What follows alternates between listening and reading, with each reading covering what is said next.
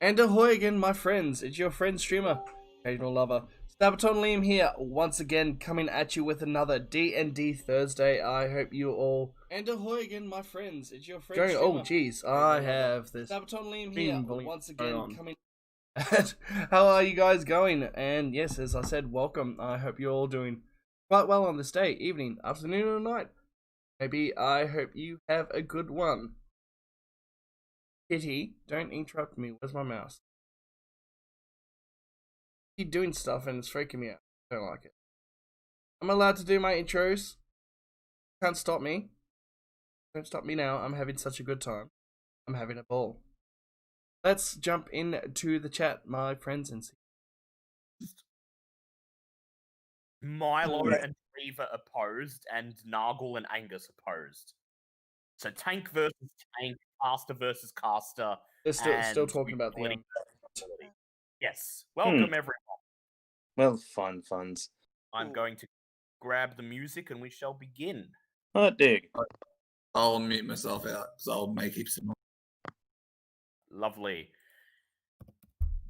Last week you made inroad. You returned Halani to her tribe, and then you made inroads into Grudhog, the hill giant fortress. And I'm going to bring up the map of the dungeon because we are just continuing exactly where we left off. Green, notification window, share. Okay, so here we are. You're currently in the middle room with all the pigs. Most of the pigs are still alive. You have just defeated several bugbears and an etid. Yay. Show us. Right. Now, you said there were ways to get upstairs from in here? Yes. These three dotted circles on the map, so the three you can see here, three dotted circles, these represent circular vents in the roof above that you could possibly climb through with some difficulty. However, one thing that seems strange to you is why there would be three air vents directly above the pigsty, considering the awful stench that seems to be welling in this room. Right, Huh? Yeah, Would it be a kitchen up there and they just chuck the scraps down? Perhaps, but I was gonna say, with the pigs and the terrible smell down here, I'm pretty sure that's most likely a bathroom. I would like, if someone would like to make an investigation check, you might be able to glean more about this. Nope. I could do perception or insight, but no, investigation is not my thing. I'll try. All right, go ahead, Milo or Bartleby, whoever would like. I don't know. Not me. All right. What's our base skill for it? For investigation, intelligence. Yeah. I've not got it on mine. Does that mean I can use it still? Yeah, you could So still you use can it. use Anyone it, can but still use it. yeah. You're a bard. You have expertise. You get to add half your proficiency bonus to it anyway. Oh, okay. Well, you mind if I roll for it? So you can Yeah, still go add ahead. two. All right. I've lost the text box. Hang on. Give me a second. Oh, man. Oh, in the meantime, Shit. I'd like to cast Cure Wounds myself just to boost me up too. Yes. Go ahead. I'll bring that up so you can see what it does. I suppose I'll drop my dinosaur form for the moment. Drop your dinosaur. Just casually drop it. Now, Drop it. Drop it. 20. Now, Yeah. 20. remember Well, what roll happened a nat 20. Okay, so I'll describe what Dan Cooper sees. So, Dan Cooper, you look around the room, trying to determine the function of these three vents. It doesn't appear to be a kitchen above because there are no scraps. You can't really see any scraps, at least in a position that would indicate they've been tossed down the holes. There are a couple scraps scattered here and there, but they seem to be more just things left over that were fed to the pigs, not necessarily tossed down the gaps. However, you do notice several large covered wooden trays or crates, seemingly positioned right under the vents. They're currently covered with some sort of leather tarp. Would we like to remove the top? You lift the corner of one of the tarps, and you find that underneath is a huge pile of pig manure. A terrible stench assaults you, and you quickly place the corner back down. Oh, that's lovely. That is. I do have to laugh. I would like to just quickly point out the humor in the fact that Dan Cooper's usual roles for just about anything is usually dog crap, but the one time we're investigating a pile of shit, he somehow gets an nat 20. I knew exactly where you're going with that. Yeah, I'm glad you You're did. as happy as a pig. So you may. What would you like to do? Go to the- Why does everything have to involve fire? Remember we were discussing last week the option of not necessarily having to fight these giants on their own turf. We'd starve them out and force them out into the open where we can actually bring proper forces to bear. Yes. If you want to take the time to attempt to round up every bit of livestock that's here, by all means, go for it. Let's do it. Round up's one Animal way of doing handling it. checks. I would just ask first Nargle to do a wisdom check, please. I was going to say Noggle. Yes, because he's the one who said. What did I say? What did I say? About setting the manure on fire. So I want you to do a wisdom check, please. So is this? Explode violently. Yeah. So is this I was just gonna a? say, that's No, just I've played enough Crusader Kings 2 to know that big piles of manure are a bad idea. I was going to say, look, let's face it, that's like literally a shitload of explosions there. Yeah, that's so. If you pass the wisdom check, it occurs to you that Well, I was setting. going to say, is it just base wisdom? Yeah, just base wisdom. Okay, that's Not a save or anything. It's just to see if you get a bit of information. that is a 9. Oh, Yeah. dear. Okay, so that's enough to alert you to the fact that there is so much manure piled into these 3 carts that setting either of them on fire would probably cause the entire room to explode. Yep. Really? Mhm. I mean, we could make homemade explosives. Scoop up the shit in the bag of holding for later. Yeah, actually, that's a good idea. We can use River to make explosives. You're not using mine. Yeah, you guys have proven quite. I was gonna say, you guys have proven that you're all quite efficient in making bombs. I suppose mean, I out just of literal summon shit. explosions. I was just thinking outside I the just box. summon there for a second. explosions at will, so I don't really need manure to do that. The but- world is your explosion. Yes. Yeah, especially if you light this place on fire. Quite lucky that we didn't go up in flames when Bartleby threw his first fireball. Oh my Oh, god! yeah, good lord. Wow, Luckily, we could have Throw it. died from that. luckily, he didn't throw it at any of the places where there are carts of manure. Oh. We dodged a bullet there. I'm not sorry. I know you're not. Alright, well, And you know that sick twist of fate is he probably would have been the one to survive. Yeah. yeah. Okay, so moving on, we do need to work out. A Is there way another out. level above us? Yes, there is. Yes. Where the shit's coming from? Yeah. You Can can I possibly send someone explore up the through the shaft. left-hand side of the cave? You mean you'd like to go into? Let me see. You'd like to go into this room. I mean, are we doing the whole rounding up the livestock thing? What are we doing here? Livestock, let's just set fire to them. No, we're not Seriously? setting fire to the No, livestock. we're not doing this again. We're not wasting another 20 minutes arguing why burning animals is a bad idea. Fuck this. Hey. There's- Look at things. There's a No. room. I just sneak into Noggle's cape. I grab her and I go. There's a room to the right. Go there's explore a room things. What to the things? north, Just there's a explore. room to the left. Sorry. Well, I was going to use her to explore upstairs, but this is all still downstairs, yeah? Yeah, you can Yes. send Glitterwing up the shaft Oh, if look. you like. Yeah, Yeah, send- okay, just well, send her upstairs. Send 'cause I'm Glitterwing go guessing upstairs, and I want to have a look at the room with the bloody tables. Sure.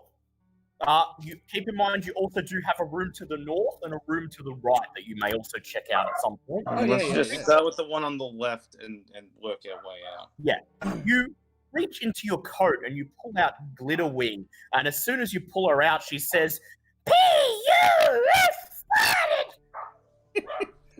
That'd be the So- bard. And she spreads her wings and then flickers out of your vision, heading up. You wait a couple of moments, and a few minutes later, you hear the flapping of wings as she flickers once again into you perched on Nargle's shoulder. And she informs you that upstairs, the shafts lead into a sort of dining room. And additionally, in the dining room, area 2, in the dining room, she saw several persons of interest, namely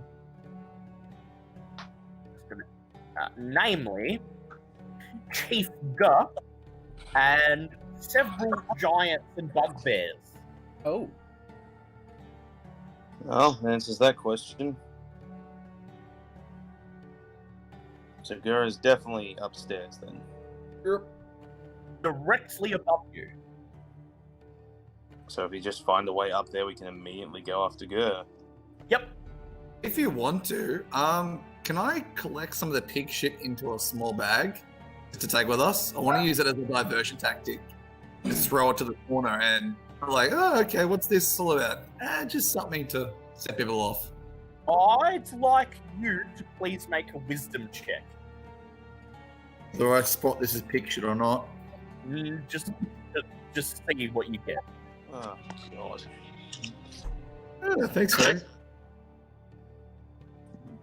So it occurs to you that given as she is currently perched right above, in the room right above the pigsty, Gur is probably not particularly bothered by the stench. Yeah. Damn it. The hell giant. They don't give a shit. They're going to get a shit, that's the thing. But anyway, you're moving into the next room. At this point, I might consider just blowing this room up and calling it a day. We'll get back to that as you move into the We'll next get back to that. Well, you said you wanted to move into the next room after this, so... Okay. This appears to be some sort of abattoir. Pigs are slaughtered here, as presumably are unwanted trespassers. The river has punched a hole in the north wall, creating a stream that runs through the place. A crude log bridge spans the waterway, which flows out of a gash in the south wall and tumbles down a wall of logs outside. Flies buzz around 3 blood-spattered wooden tables spaced around the room. A 30-foot-long wooden ladder climbs to a 20-foot wide hole in the ceiling, leading to the upper floor. The rungs of the ladder are spaced 3 feet apart, clearly intended to be used by giants. Lying atop the easternmost table is the carcass of a slaughtered pig, and looming in the room are Area 14.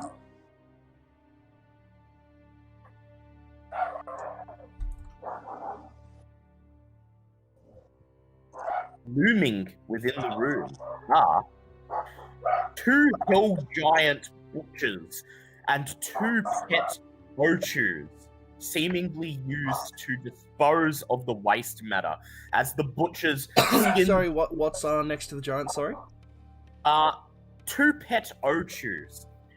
As the Oh yeah. butchers remove the skin and other unsuitable cuts of meat from the pig carcasses, they casually toss them onto the floor, where the Ochus consume them with glee.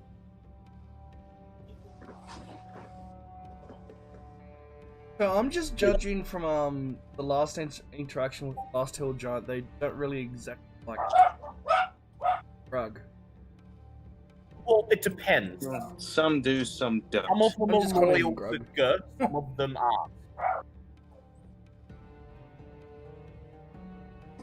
aren't. So we could either do it one way, attack them, Yep. go past them, or I can intimidate them, and see if they actually do work for him. You could try. They do not appear to be aware of your presence as of yet. Mm.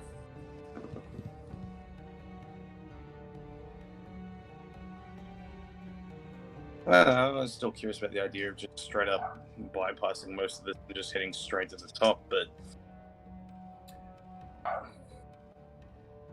I suppose that just depends on who we're working with here. Well, okay, if we did move straight to the top and they do work for him, he could What would get you them like up. to do? Okay, do these hill giants speak common? I'm gonna assume not well if they're hill giants. Remy, I assume Miss is going apeshit. That's not me. That's mine. It's one of Tom's dog. It's Tom's one. It's one of mine. No, not Ah, mine. Not mine. Mine is not allowed in the studio. good. Mine is asleep after eating a Kong full of peanut butter. Alright, Mm. that's good. I'd like to make myself new. How good are Kongs?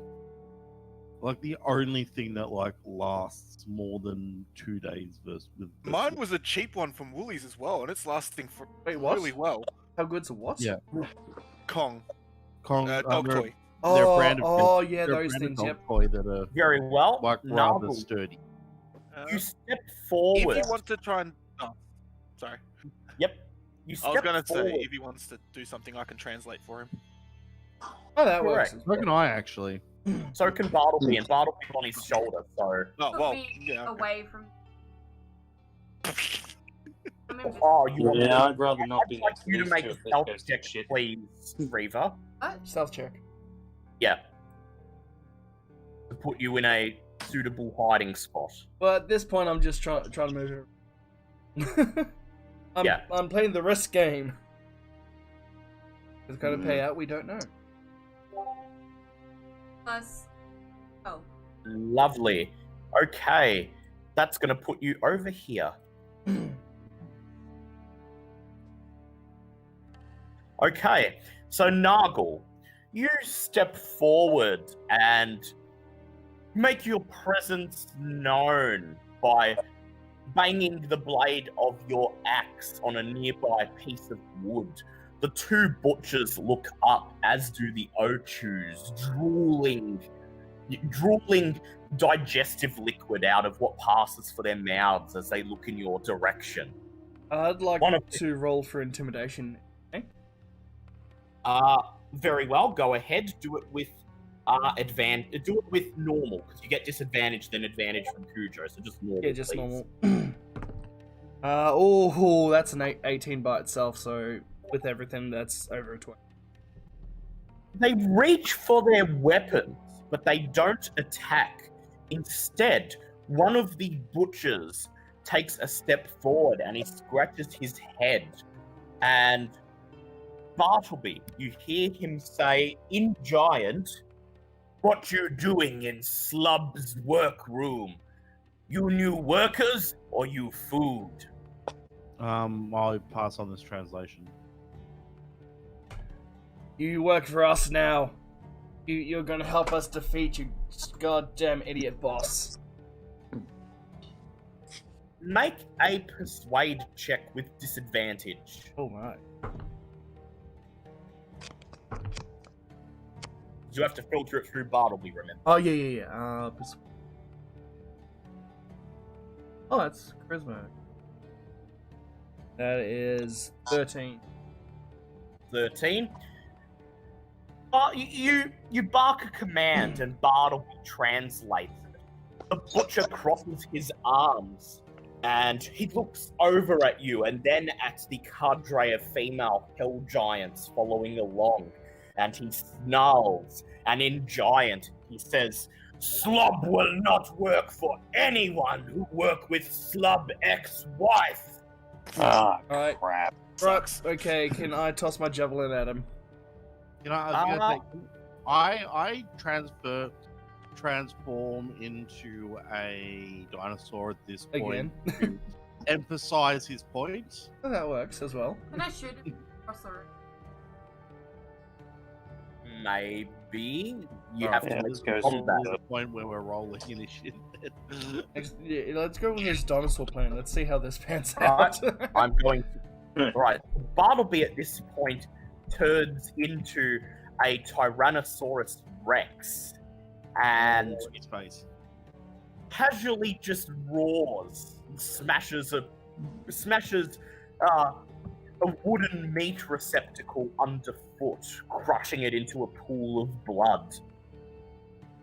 I would like Bartleby to make an intimidate check, please. I'm so fucking good at these. All right, let's see. That'd What be happens. with Well, I mean, advantage as a because T-Rex, technically I'm helping as a him. T-Rex, you would be.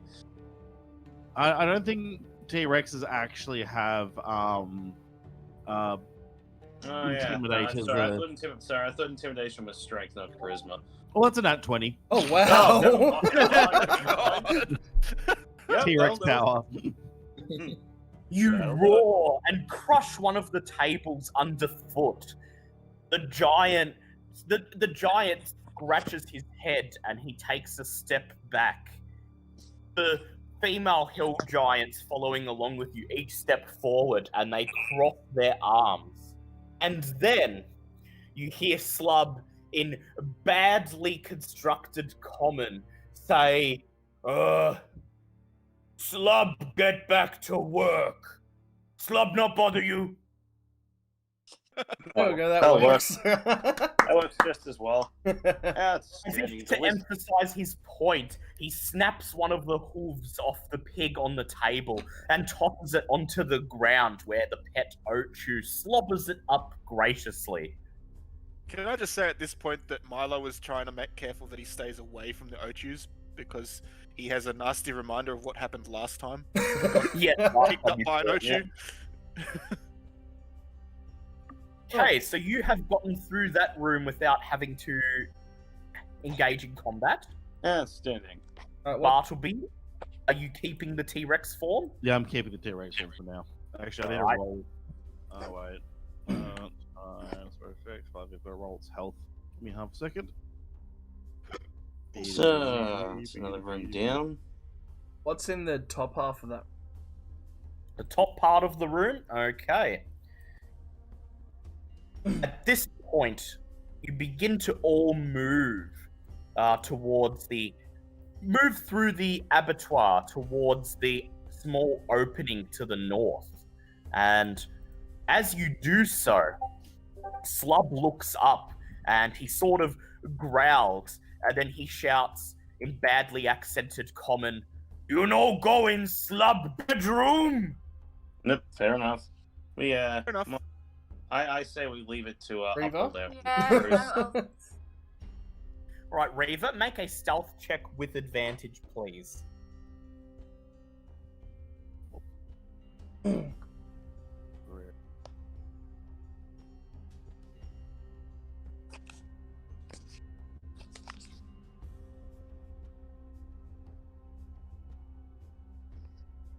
Oh. Nat 20. Lovely. The hell? Just 20 as- for days. As the party stands at the ready and the two butchers nervously continue their grisly work, you sneak past, making sure to avoid making footprints in the puddles of blood, and sneak into the northern room. This damp cave belongs to Slub, the hill giant butcher. It contains a sleeping pallet, a half-empty barrel of pig snouts and pig ears, a half-empty barrel of vinegar, an old wooden crate, and 2 empty iron cages with rusty iron doors. Flies buzz around the crate, which contains the half-eaten corpse of an orc, as well as, underneath, a small wooden treasure box. You guys aren't so bad, you know, eating orcs. You reach in past the half-eaten I made orc, and you see a blood-stained box. You pull it out, and there's a small padlock on it that jingles as you lift it out. You place it on the ground in front of you. Make a thieves' tools check to pick it, please.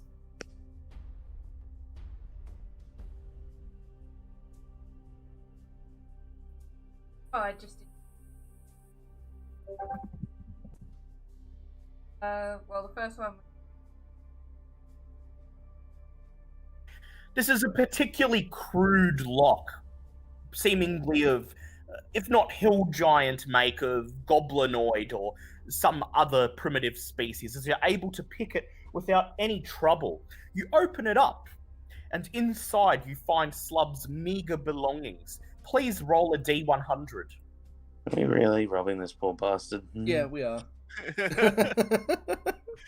Gave up. He's just doing his job, and then his ex-wife turns up, and then he gets Yeah, this shitless. poor bastard. He's already lost enough. As soon as you open the crate, you hear a loud buck buck buck buck buck buck as 3 live chickens burst out of it and begin walking around the room, clucking loudly. I'm going to roll a wisdom check for Slum. No. I'm gonna run out of the room. He does not hear the chickens Oh, thank God. as they rush out into the abattoir, clucking loudly. He's too fixated upon his work. You hear them going buck, buck, buck, buck, and then you hear the sound of one of the Ochus loudly slurping all 3 of them up in a single gulp. Roll another D100, please. I swear, if we'd gone through all that and then just immediately got busted. He's the budding hobby farmer. Yeah, he's Fine. Mhm. You find a giant-sized necklace made of bones. The bones appear to be a mixture of animal bones and humanoid bones, although there does not appear to be any magical properties. Roll another D100, please. This was a small treasure box. Wow. No, I mean, small for a giant anyway. Yeah, true. Probably large for us. You find a Hessian sack containing several large dried mushrooms. Finally, at the bottom of the box, there is a cloth pouch containing 1d6. Containing, let me see. Roll 1d6. Containing 400 GP. Oh, nice. And Oh, jeez. I'm going to generate an item. Oh, Oh, okay. well, okie dokie then. Yeah, this was... Fruitful. I still, Suddenly my greed is overriding my guilt. I still genuinely feel bad about the fact that this poor guy was just doing his job and we're now just robbing him. A rolled up piece of paper which appears on close inspection to be a spell scroll. Make an Arcana check, please. He's just writing down stuff. Next up.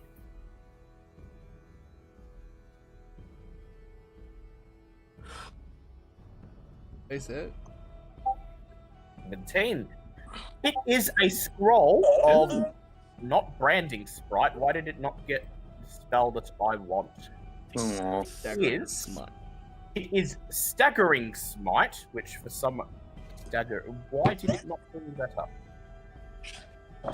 So staggering smite, I will have to paste in the chat because apparently the bot doesn't know what it is. Let's see. I can read it out for you if you want. I'm just bringing it in the chat so everyone can see. Fair enough. It's a paladin, A 4th level spell, that's Oh. why I don't have it. 4th level paladin spell. Oh, Fun. Oh, jeez. So, here it comes in the Ooh. chat. No. I won't say no. With a scroll of staggering smite. The next time you hit a creature with a melee weapon during this spell's duration, your weapon pierces both body and mind, and the attack deals an extra 4d6 psychic damage to the target. Target must make a wisdom saving throw. On a failed save, it has disadvantage on attack rolls and ability checks, and can't take reactions until the end of its next turn. That kind of makes me That kind of makes me wish that I'd played a paladin from the get-go, just because the spells look amazing. Yeah, that's hefty. All right, so That appears to be everything in Flub's room. I would like Reva to please make another stealth check with advantage to get back so out. I was gonna say, who wants the scroll? I dare say Remy, because Ellie.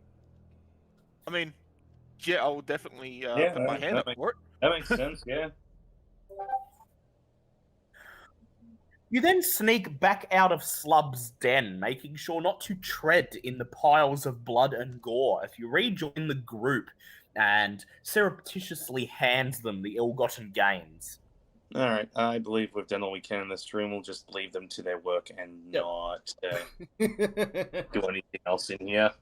Yep. So where would you like to go from here? The northern part? The northern part, back in the previous area? Yep. All right. And move our way to that area. Yep. All right. So you enter the northern part. 60. Oh, nice. In the area north of the pig pen, rivulets of water trickle down the north wall and carve shallow ruts in the floor as they snake their way across the room and through openings in the opposite wall. 5 wooden cages are arranged about the room. Their doors are situated on top, with heavy rocks placed on top of them. This appears to be a sort of prison, and it is currently being guarded by... I will bring that up. Sorry, I prepared all of these encounters beforehand, but I still have to paste them into the thing. Yeah, you're fine. I actually want to thank you for doing this on strain, because that gave me a really good idea for my last session, and it helped a lot. Yes. It is currently guarded by 3 bugbear bruisers and a hobgoblin captain, and as they see you enter, they immediately reach for their weapons. Roll for initiative, please. Fair cop. Yeah, I can my dice down for the first time. 11 for Milo. Dale, if both my dice rolls are 12, do I roll one or just stick with? You stick with. You just stick with it. So Okay. Nargle 12. That's 15. No, 15 I for rolled Nargle. 2-12. That's right. 15. 17 for Angus. Wow. Ooh. How's Bartleby's initiative doing? A 4 for Dan, unfortunately. But he's got 5 decks, so he gets 9. Sorry, just give me half a second. I just got a phone call. Yes. All right. Wait, doing it roll. now. Yep. That's Oh. 4. 4. Okay. Lovely. Okay. Just have to arrange you all on the map now. Oh, I almost Also, I actually. use dinosaur. It's not often I get to go near the top end of the order. Yes, and Reva This is gets odd for me. 20. Lovely. Yeah. Reva, I already had as 20 because I anticipated this, so I have her on the initiative tracker just as 20 by default.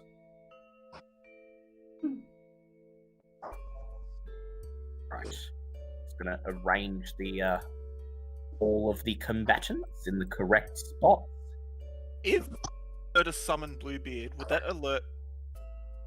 Does he just appear because he's like a magical steed now, or does he have to actually fly through the entrance to get to me? He does just appear, yes. Okay, so he wouldn't alert the giant and No. bugbears. Bugbears out That's front. it. No, I wouldn't have let the guys No. outside. He wouldn't alert the ones outside.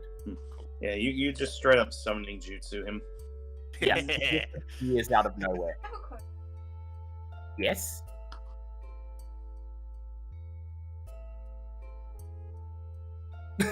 No, it's not that powerful. Mage Hand has a weight limit of 30. Yeah, it's got a Okay. weight limit. Alright, so first up, we have Reaver, your turn.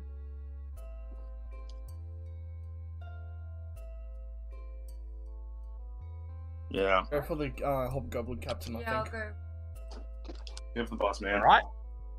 So you'll have to move into range as you're currently blocked by a chunk of rock. So you're going to move in just here. Yep. Rush in. Make an acrobatics check, please. While she's doing that, I just want to confirm I got the staggering smite scroll. Yeah. Yes. Yeah. Cool. This is very cool. I just calm wanted to battle confirm. music. Thank you. But no. Here comes the battle music. Oh, I like it. You sprint through the room and land on top of the cage, standing on top of the boulder on top. Make an attack roll, please.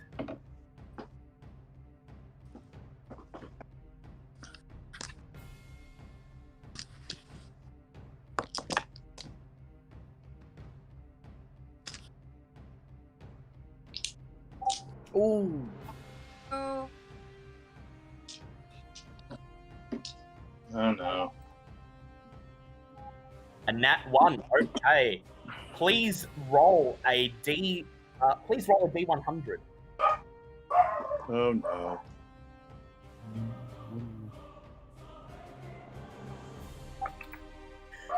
You fumble the arrow and it falls to the ground, and as you reach over to catch it, you drop your quiver, spilling all of your arrows on the floor, and you'll have to pick them up again next round, so you miss a turn. Could be Well, worse. it's better. Yeah, it's better than hitting one of us. Yeah, however, this breaks your stealth. Oh, well, shit. Angus, you are up. Wow, he's second. Well, I might as well aim for the biggest fucker in the room and just lob a hammer at him. Yep. You rush in, throw your hammer at the hobgoblin, roll to hit, please. Dumb question, but does a 25 hit? No. Sure, It does hit. Roll for damage. that'll work. No, it's just a just two-handed throw, so that's just 3d8. 3d8? I think this one now 48. That's a solid start.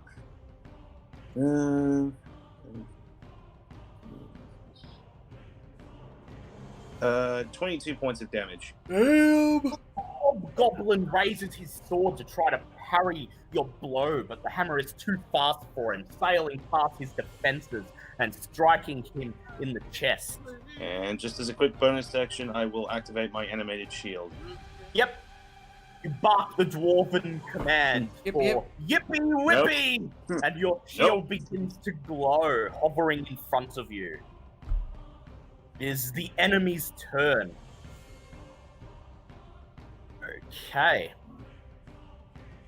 The hobgoblin raises his sword and he rushes at Angus. That seems fair.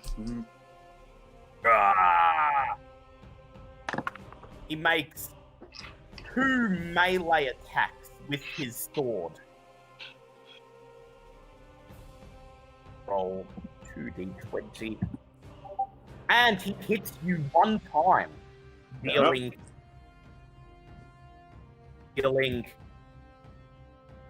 11 points of damage. He then attempts to bash you with his shield. Rude. Let me see. I think I'm getting partial advantage. Yes, we'll get to that in a moment. Shield bash. Oh. Okay, he's going to d20 you with nat 1 caliber. Oh. He drops his shield on the floor and must pick it up again next round. However, he hits you with his he did manage to hit you with his sword, and so this triggers his martial advantage. Once per turn, the hobgoblin deals an extra 4d6 damage to someone. Wait, did you say once per turn? Yes, once per turn, the hobgoblin can deal an extra 4d6 damage to a creature it is hit with a weapon attack. So, Oh shit! he drops his shield and then swears in goblin and then rushes at you with his sword, dealing an additional 5 points of damage to you. You got fucking lucky. Yeah. Wow. Oh, Wow. my god. That's disgusting. You watch. Next turn he'll get fucking 30 just to be safe, because that's disgusting. The bugbear bruiser, who is to the north of the room, rushes up to the cage where Reaver is still trying to gather her fallen arrows, and he strikes at her with his great axe twice. He doesn't have to roll. He doesn't have to roll with disadvantage because your stealth is broken and you are no longer He invisible. sees you. And he hits you one time. You take.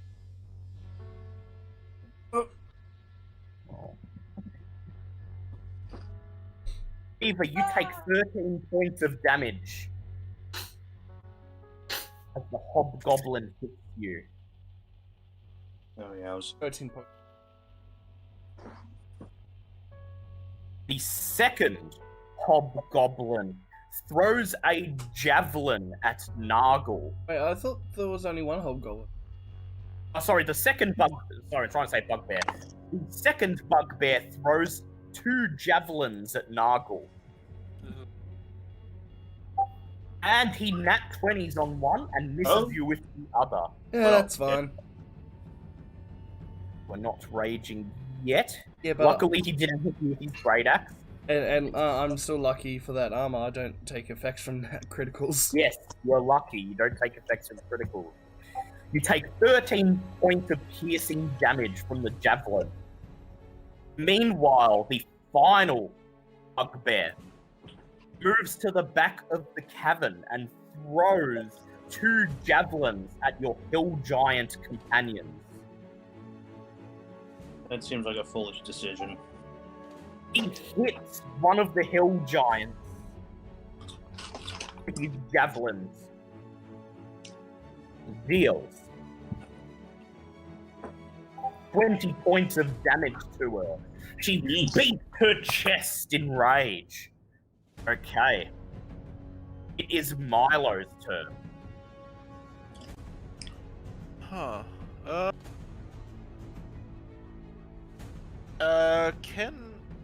If I were to be standing in the square in front of Nargle, Yep. I would definitely be in range of the hobgoblin. Mhm. I'd also be in range of the bugbear. Yes. Okay, well, I would like to move there. Very I'm well. going to stay unmounted. I don't want to call Bluebeard in Call yet. Bluebeard yet. And I'm going to just try and hit the hobgoblin with my poison whip and my cold whip. Okay, go ahead. One is a 27 and one is a 20. Okay, the 27 hits. However, the 20, as you lash out with that whip, the hobgoblin, even though he no longer has his shield, he raises his sword and deftly parries the attack, gaining a +3 to his armor class. That's until his next turn, isn't it? Yes, bringing his Mhm. overall armor class to 21, as he doesn't have his shield. Damn it. Okay. However, your first attack hits. Yep, so my first attack was my whip. So that is 2d8s.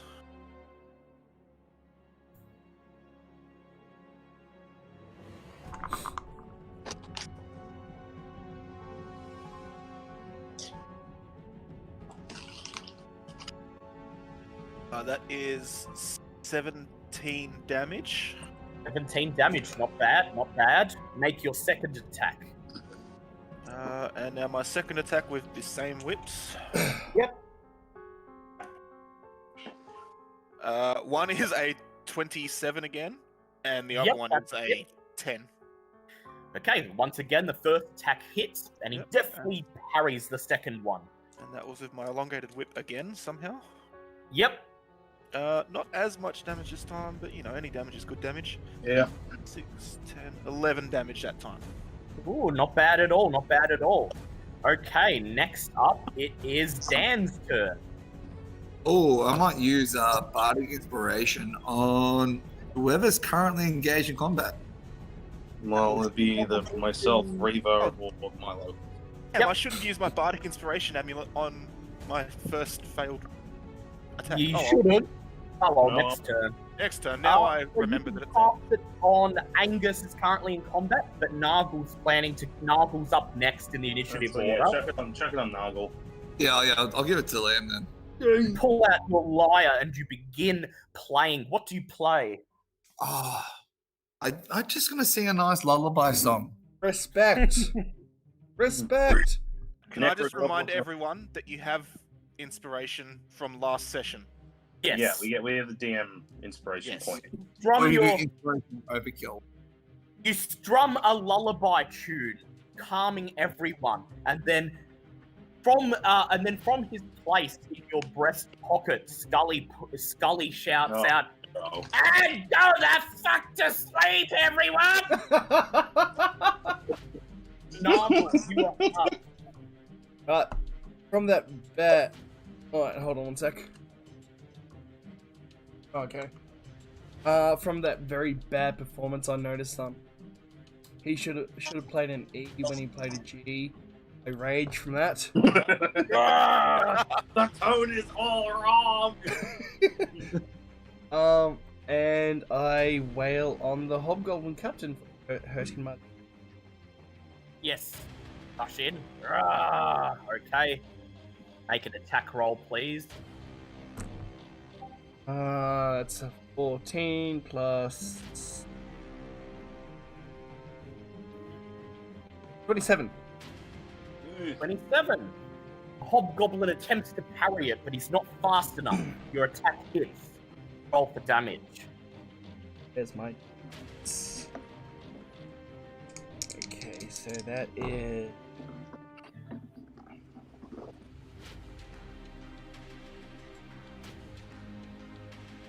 That's 12 damage plus. Excellent.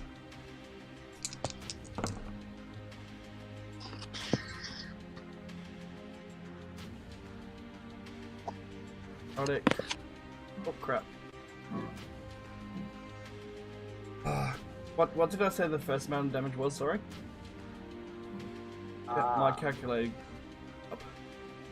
Yeah, probably best to just do the whole roll again in that case. Yep. Oh, you said 12.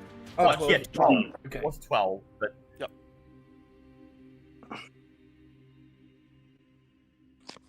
And acid damage 6.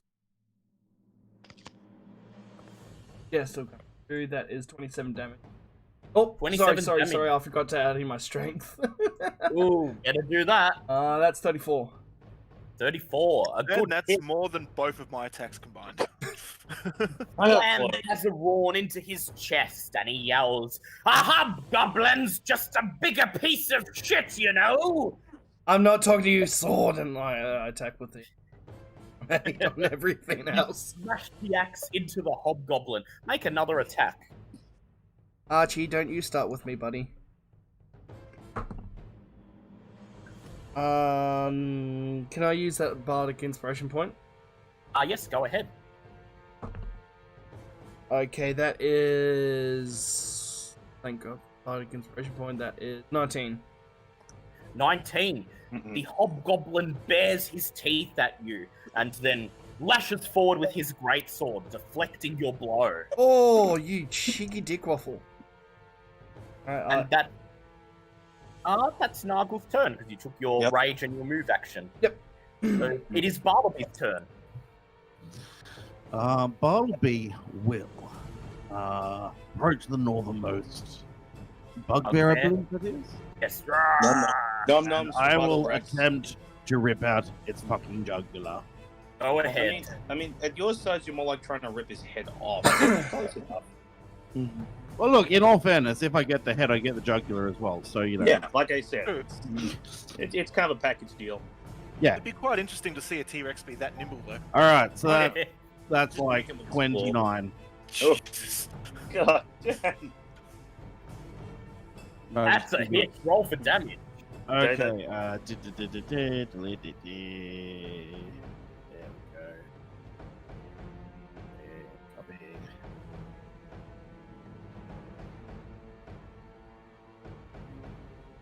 Nope. I accidentally did that in caps, but let's see if it works anyway. Nope, doesn't work in caps apparently. Aww. Rude. Oh, 24 2d6. points of damage. 24 points of damage. The bugbear looks at you, his mouth opens in a terrified as you bite your teeth into his chest and throw him from side to side like a dog playing with a toy, and then you toss him onto the ground. He groans and begins to climb to his feet. Make your tail attack. I'm not having a good time right now. 19. 19. And then whack! You hit him with your tail and he goes sprawling back onto the floor, shivering in fright and pain. And that's your turn. It's Reeva's turn. I've got to do the damage. Oh yeah, yeah. Okay, where's yep. where's That's 16 Tail points. The tail. Oh, damage yes, as well. 16, yes. um, It is Reeva's turn. Reeva, you cannot use your bow unless you spend an action picking up all the arrows from your quiver. well, apparently I'm in charge because. Ugh. Okay. Well, we'll say she spent her turn picking up all her quiver, all her and then she will do a stealth check to try and All right, I'll stealth. roll that. Go ahead. Um, Well, I just did, but that says 17 plus whatever she's got. Yeah. Oh. Yeah. Cool. so that so she gathers up all of her arrows through her quiver, and then flickers out of your vision, becoming invisible once again. Okay, it's Angus's turn. Okay, does the hobgoblin count as a humanoid? Yes. Yes. Excellent. In that case, I would like to cast Hold Person on the captain. Ooh. I'm getting. Right. I'm not risking another like 4d6. I got lucky last time. We're not doing that again. So yeah. If you Okay, could make he's a going to wisdom make throw. a wisdom. He's going to make his wisdom saving throw, which he passes. Son of a Oh bitch. yeah. Well, in that case, I'm just going to shield the Smiles face. at you, bearing his dirty yellow tusk-like teeth. Yeah, I'm just going to shield the faith for good measure. Shield of Faith. Yep. Okay. It's the enemy's turn. Your 3 hill giant allies rush in, standing in front of the bugbear who's currently holding his arm up in defense of the T-Rex. And they each strike at him. 2 of them hit, and 1 of them misses, and that's enough to kill him. They crush him under the weight of their clubs. What's the matter, Art? What's your matter? Then, using their second action, they move into the next room.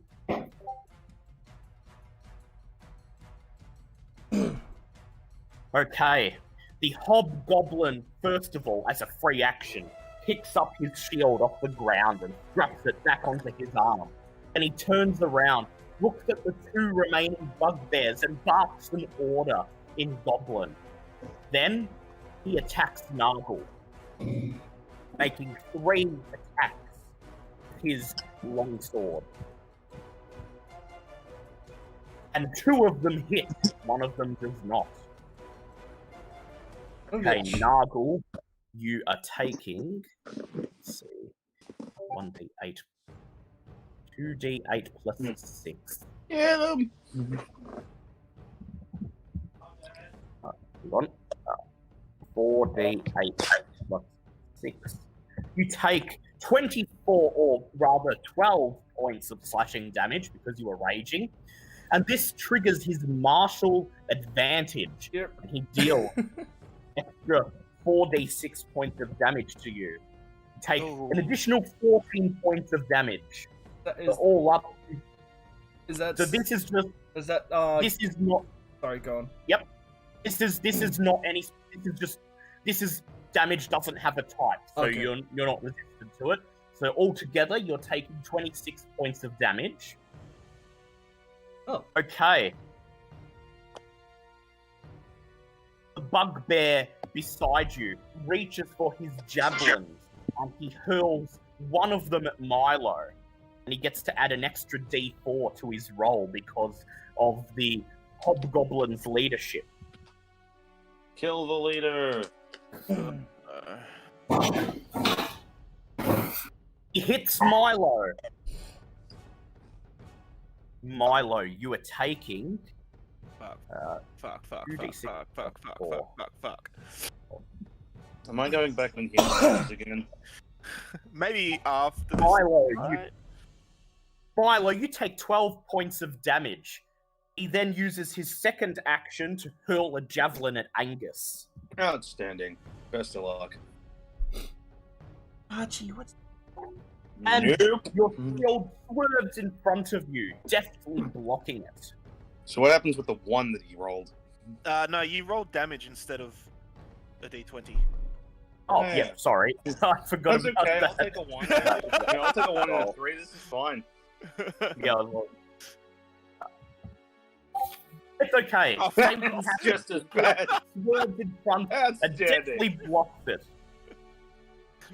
The second bugbear raises his sword and attempts to strike at Reaver. 2 attacks. Roll. But how can you strike it? What's there?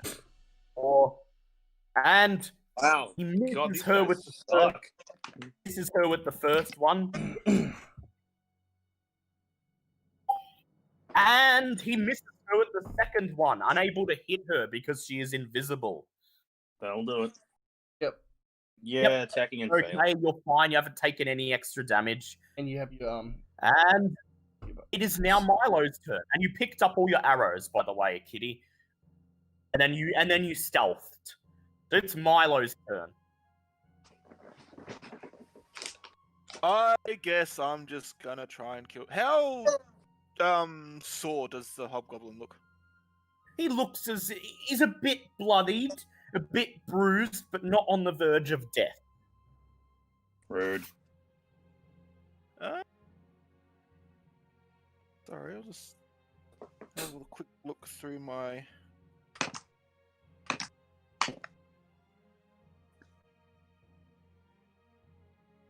Okay. I am just going to attack him, I guess. Go ahead. Both of those miss because both of them are under 20. Yep. Make your second attack.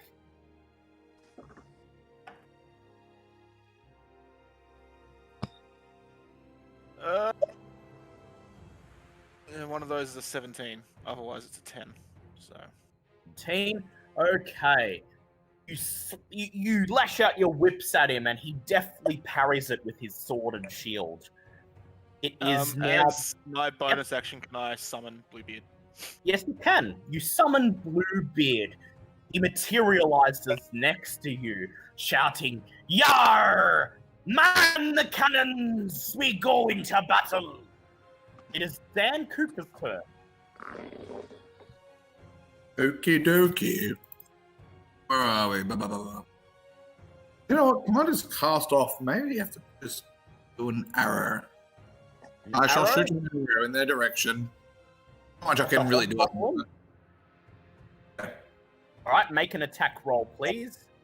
Absolutely. Give me a general chat. Okie dokie. Let's do this. Roll d20. 12 plus your. You fire your arrow, and he quickly raises his shield, deflecting it, and then lets out a mocking laugh. Okay. Bartleby's turn. Alright, we're gonna try and finish off. Oh wait, no, it's already dead. The bugbear's dead. The Oh, wait, giant's it's dead. like to move on to the next one.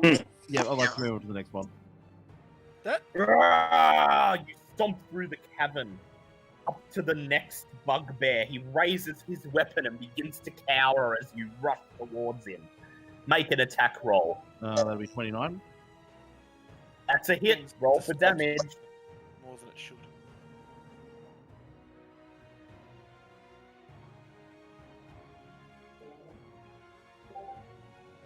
No, it's 18 points of damage to the first one. For the first attack. You roar and then chomp into his leg. He pulls it out, steps back in pain. Make your tail attack. 20. 20. That's a hit. Roll for damage. Yep. Yeah. Stuffed up. There we go.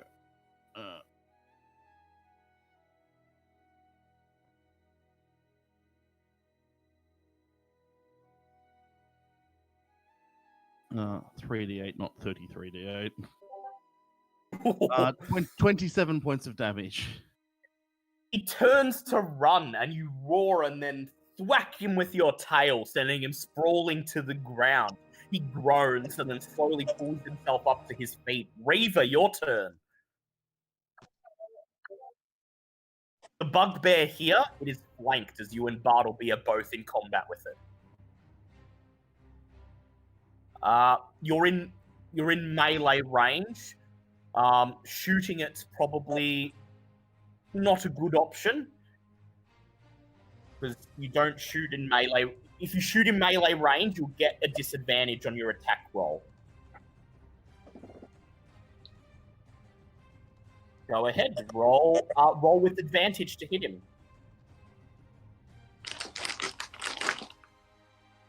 You still do get your sneak attack damage. Ooh, that's a hit. Roll for damage. And don't forget to add your sneak attack damage.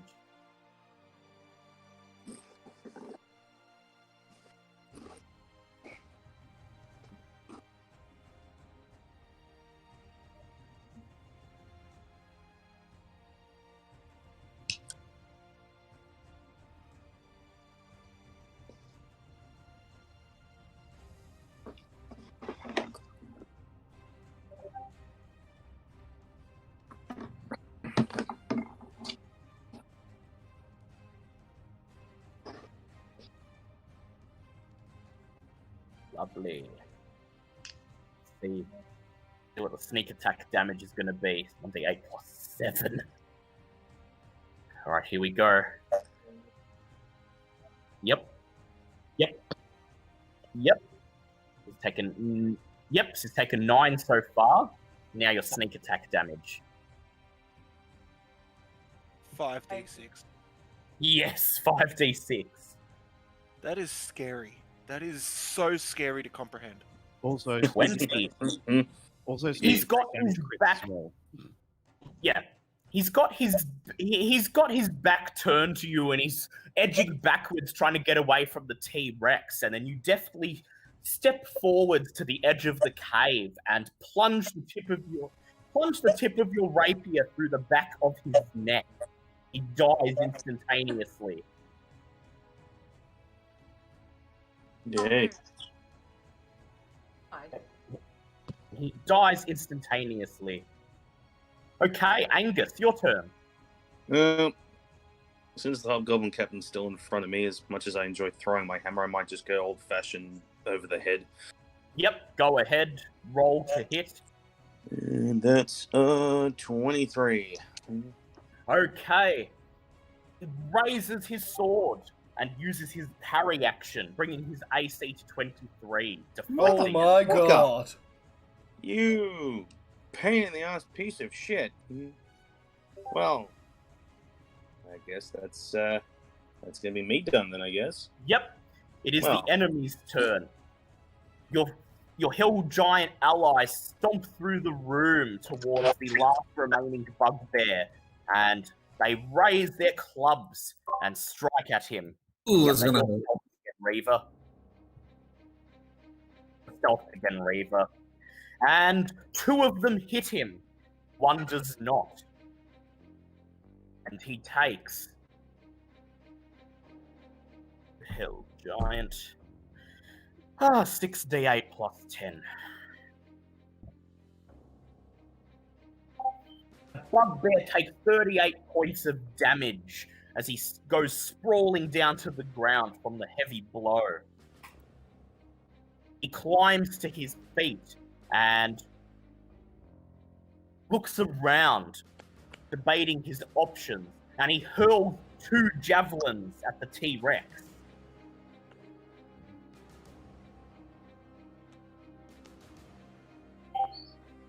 And he misses with both of them as the T-Rex lashes its tail, knocking the javelins out of the air. Hobgoblin raises his longsword and he takes 1 strike at Angus.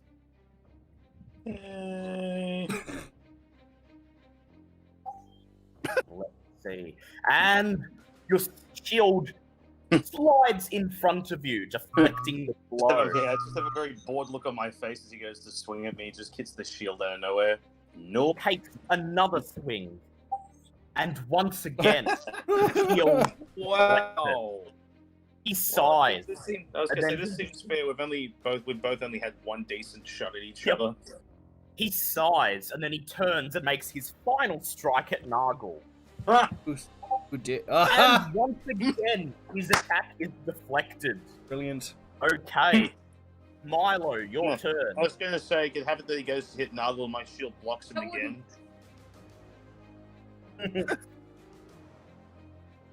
Right, now I'm on Bluebeard, so now I get advantage on attacks with him. Yes, Mm-hmm. you do. Fuck him up. Silver If you've and used your metal bonus are action to elongated. mount Bluebeard, then yes. Yes, so my As you've first used your- attack will only get Yeah, first one attack hit. only gets 1 whip. Yep. Okay, God damn it, that could have been a lot better. That misses. That's just a Yep. fucking miss. And then I'm Raise gonna his attack again. shield, flex it. Okay, so my elongated whip is a natural 20. Oh my Ooh, god. Okay. Roll nice. for damage and double it. Yes, okay. So it's...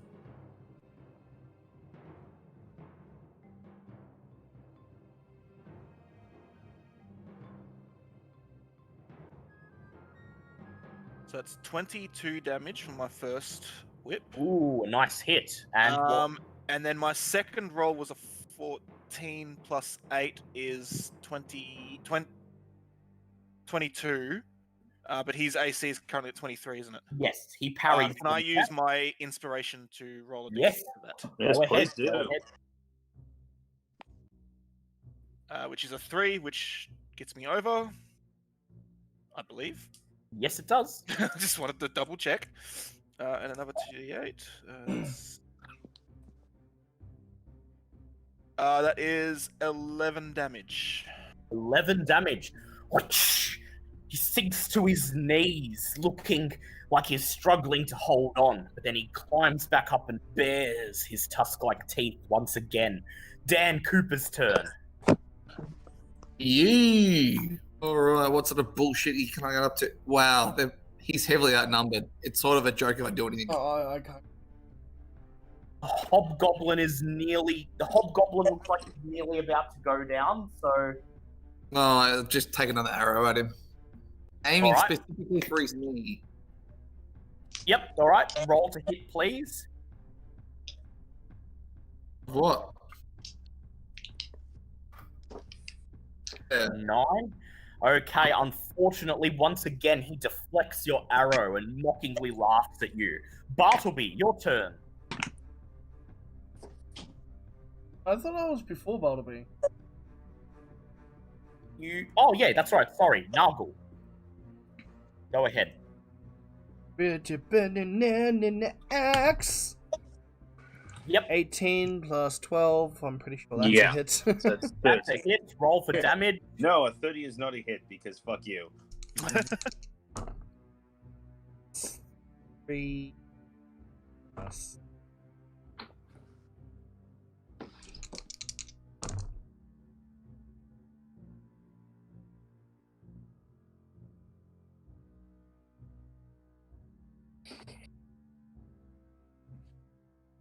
First attack is 28 damage. He raises his sword and shield and stands firm, and then you leap forward and lop off his head. Yay! That was very anticlimactic, but yay! And he's dead. Oh. Oh. You done yet? Now you may make your next attack. Yeah, finish off the other bugbear. Am I in range of the bug? Yeah. Well, they haven't moved. Oh yeah, so yeah. Let's do that. Let's. Ah, Come here, bitch. one in. Make another attack against the bugbear. That fight was boring. Let's try it again. Oh. Hit. That's a hit. Roll for damage. 8.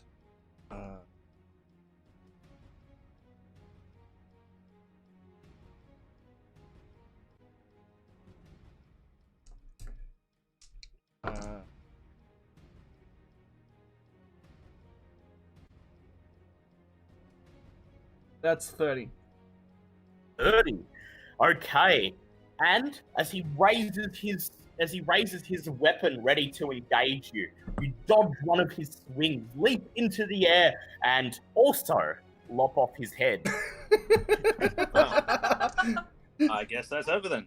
Oh. Well And then. that is the end of combat. Alrighty, how's everyone looking for health? Any I heals need here? I need need heals.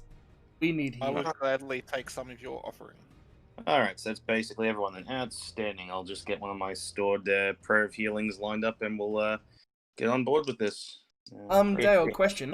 If someone else Yes? is healing, does that still activate my bone necklace? Yes, it does. Awesome. There you go. Yep. 2 plus my thing. Just gonna be fun.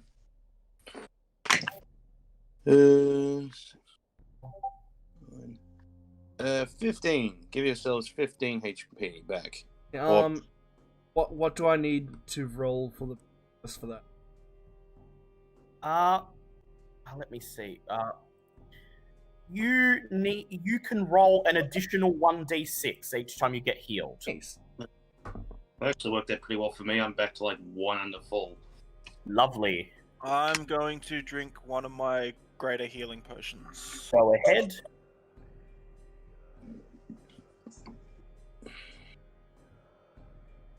So, apart from having that, I got extremely lucky with that fucking goblin. And Yes, I'm gonna yeah. cast Cure Wounds at second Fine? Yep. second Okay, spell. well, I'm feeling slightly ineffective right now because I threw a healing spell. Everyone's like, yeah, that was great. I'm just gonna heal. Dude, Well, good I as- was down to 20 health. 2d. Oh, Yep. wow. Yeah, No, so I see how it is. I just don't want to waste your healing spells in case we need them during the fight. I have Yes. a lot of them.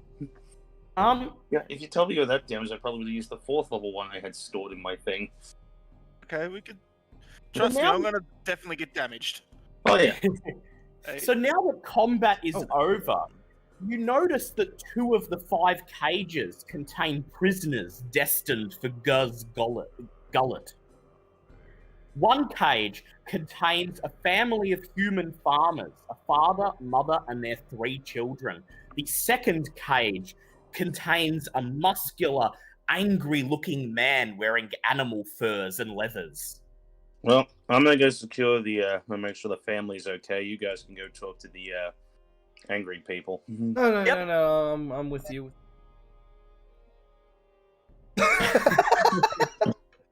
What? They look at you. As you approach, they look at you with mixed looks on their faces. Looks of hope, but also apprehension.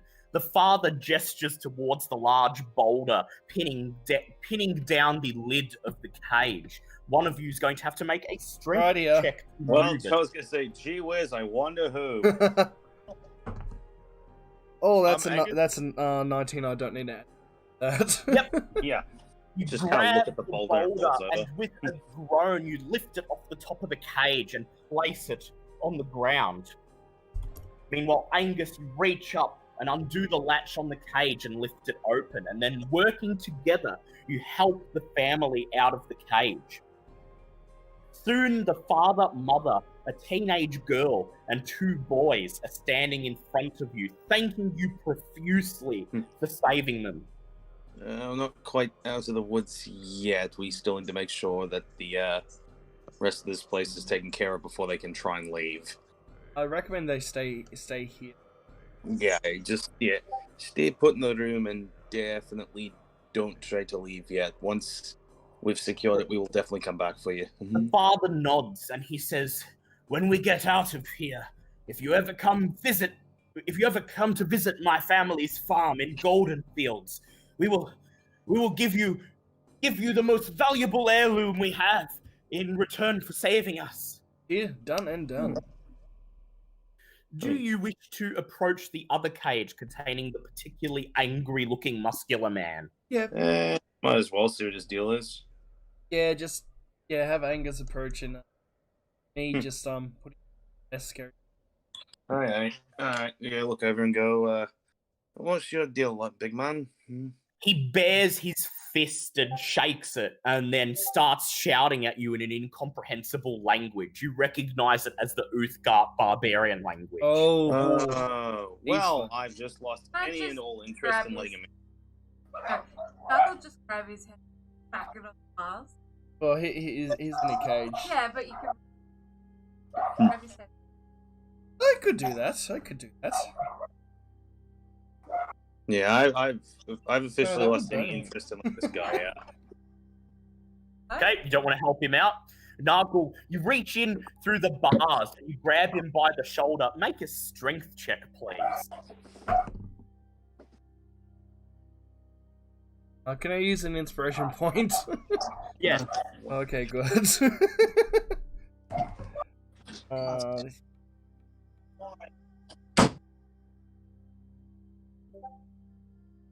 15. Grab him by the shoulder and pull him forward, banging his head on the bar. He takes a step back and looks at you with a look of pure rage in his face. Make an intimidate check with advantage, please. I will be right back while you do that.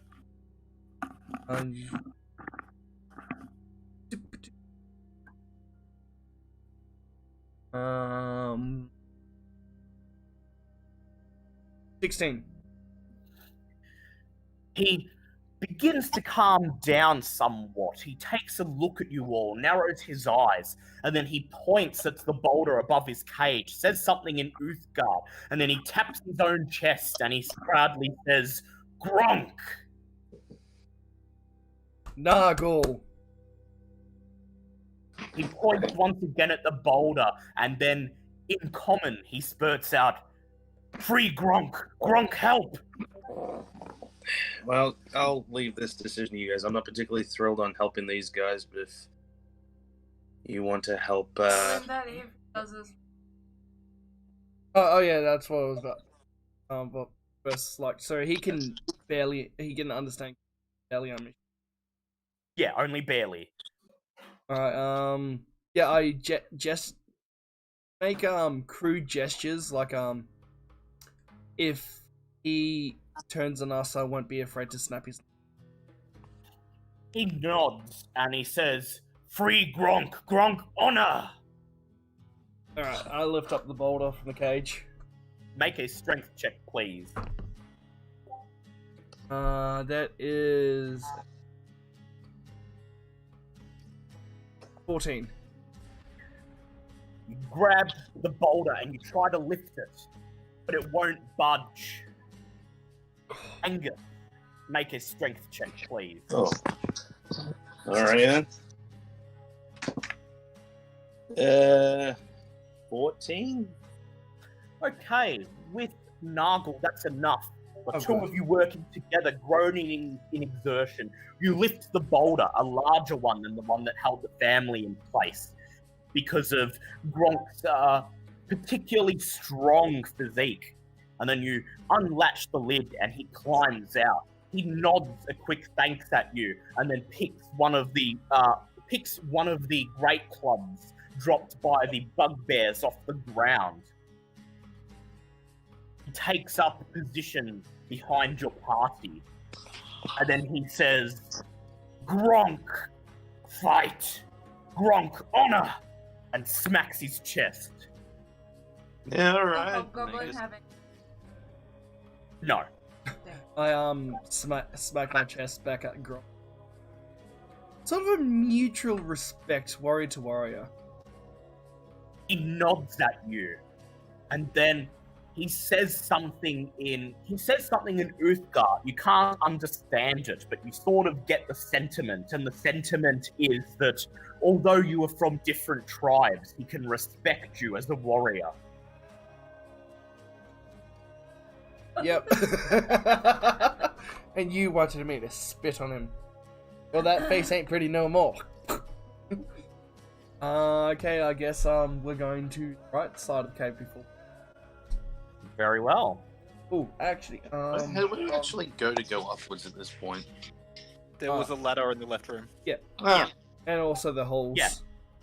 Keep in mind the ladder is a giant-sized ladder, so it will require some effort to climb it. Right, you head into the right-hand side of the cave. Oh, I dismissed Bluebeard so that they not as noticeable. He says, "Yar, time for shore leave," and then dematerializes. They are rooms. They are rooms. I love how the music that's playing as Gronk joined you. It's like, yeah, Yep. it's very, very appropriate for Yeah. him. okay. This appears to be some sort of barracks. Guz Hill Giant mates are housed here in two adjoining underground chambers on filthy, flea-ridden pallets.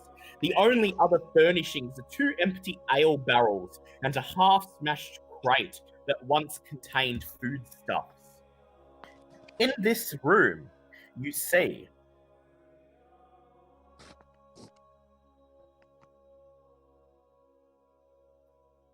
Thank you, Louis, for that appropriate tune. Thank you.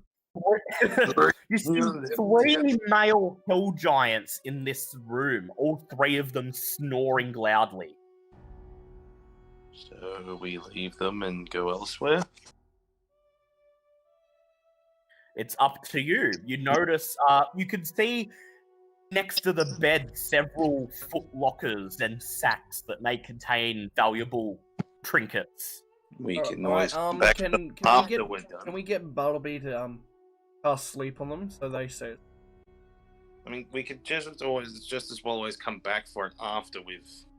Yeah, but Taken also out. then again, when we take on Biggin, he could call for help. Yes. Gar could call for help. Okay. Bartleby can't actually cast any spells at the moment in his T-Rex form. He'd have to drop it.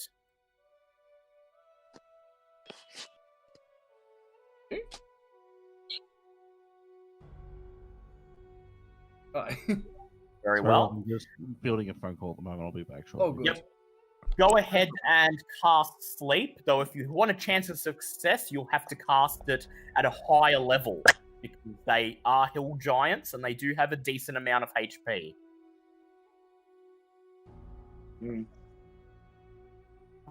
Okay, so let me just check if, before you cast it, I'll just check if it's actually possible to affect them with it.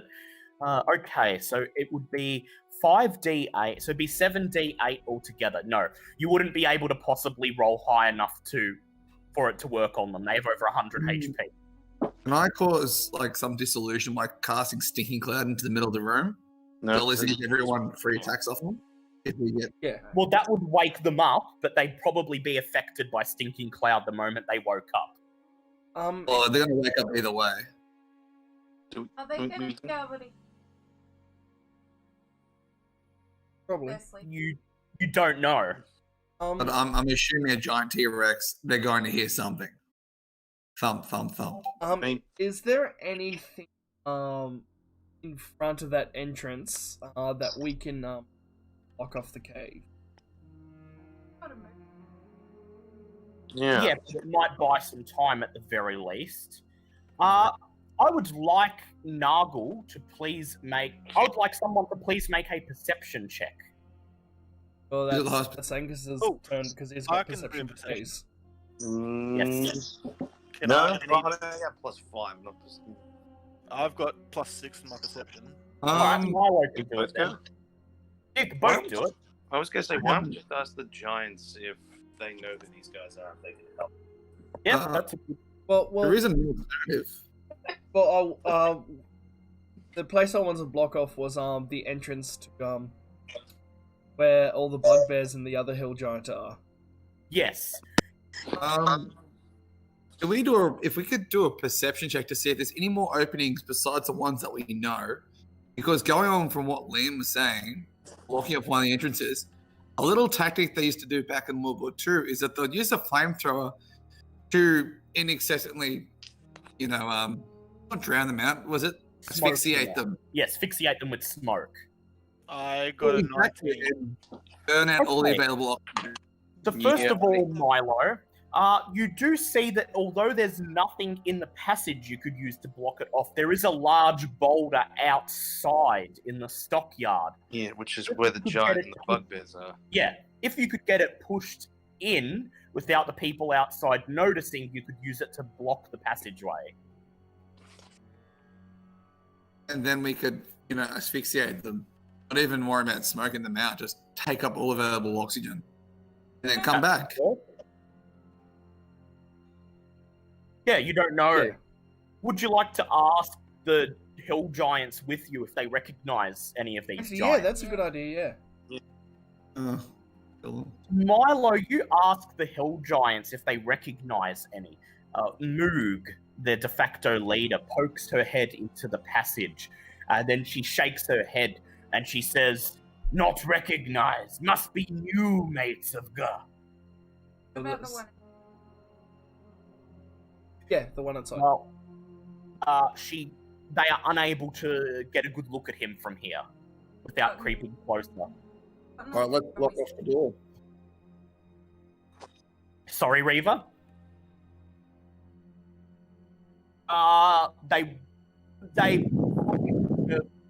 They're hill giants, so they're not very observant at the best of times. They probably would have just glanced at him and not particularly memorized any particular features. Sure. Make a stealth check with advantage, please.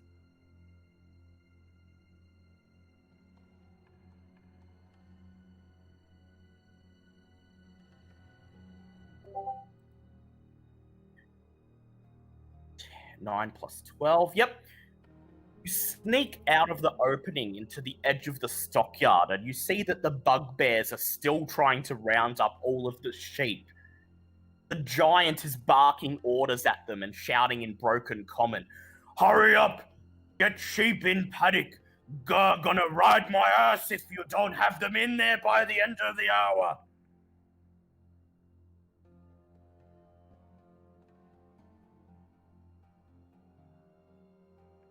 Boulder, I will mark it on the map. It is. We'll go red. Make it larger. Tool. Boulder making tool. The boulder making tool, yes. With a nice subtle gradient. Going from a neutral tone to a dark tone. They've changed where the tools are in this. There we go. Yes, outline. 5. Okay, so the boulder is in this tile here.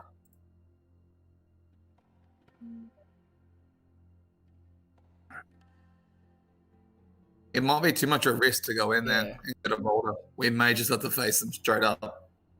Disillusion them, rear we go, and Yeah, sneak attack. basically, Do that. you may be choosing between facing a giant and bugbears or 3 giants. Or we could just 4 giants go and back to where we were Yeah. before and not deal with these guys. I'm still I still have to get. If we take out Gur, these guys will most likely just surrender anyway. Yes.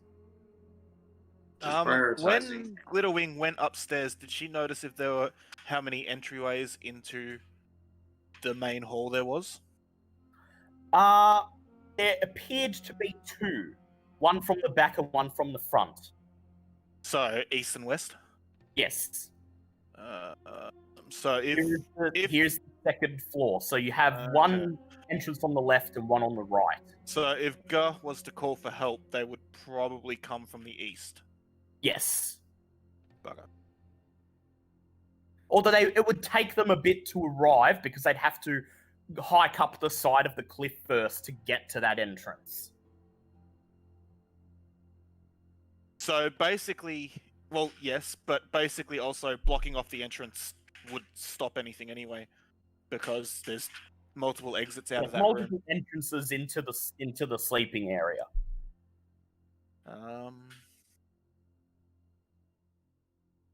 Honestly, I believe, and my vote would be just go back to the left and go upstairs and focus all of our attacks on Gur when we get to him.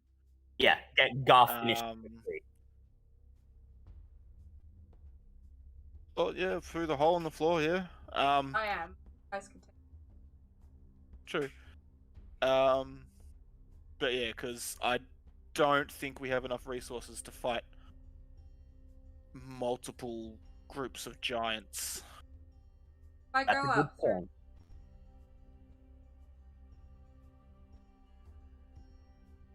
That's also a good. That's also true. Good point. Roll prepared. Yes. Okay, so that seems to be the plan. So taking one last look at the giants, you decide to head back into the central room where Reaver will attempt to climb one of the shafts. Reaver, these shafts are tall and circular, and they're dug right into the sheer face of the rock. So the surface is quite smooth. There aren't a lot of footholds or handholds or foot grabs. So it will require an acrobatics check with disadvantage to climb one of them. Yeah, which will be regular for you.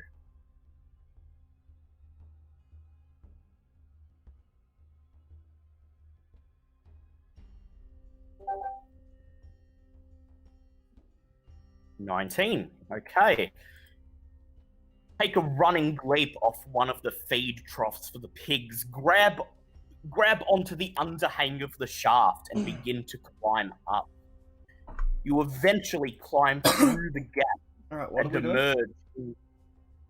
emerge. Reaver's climbing up through one of the shafts into the floor above. You emerge in the floor above. And as you emerge, you are disgusted by the sight before you. Chief Gur is here, along with 2 male hill giants and a handful of bugbears.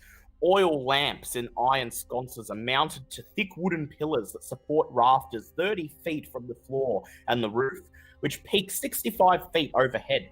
Protruding from the north, west, and south walls is a 10-foot wide, 20-foot high wooden ledge that appears to be used by smaller folk to get around the room. A wooden ladder climbs up to the ledge, and windows a couple of feet above the ledge let some shafts of natural light into the hall. 8 sturdy but battered wooden tables are covered with globs of grease, gnawed bones, empty casks, and scraps of food which stand near the north and south walls, while empty ale barrels lie around and underneath them. Refuse covers the dried mud floor, in the middle of which are the 2 circular shafts that lead down into the pigsty below. Chief Gur lies at the west end of the hall, her gigantic mass slumped atop a four-wheeled flatbed wagon that bends and creaks under her great bulk. The wagon's axles are cracked and bowed, its wheels canted inward. Piled around the wagon are bones and other refuse from her recent meals, as well as treasures she has amassed. As you watch, bugbears bring her food, which she shovels into her greedy mouth and chews, almost instantaneously swallowing each mouthful. Make a stealth check with advantage, please.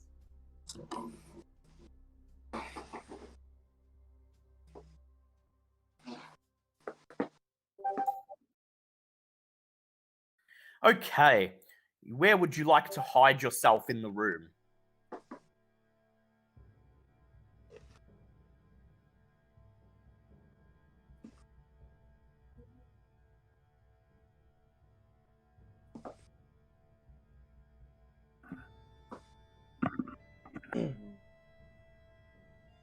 Okay.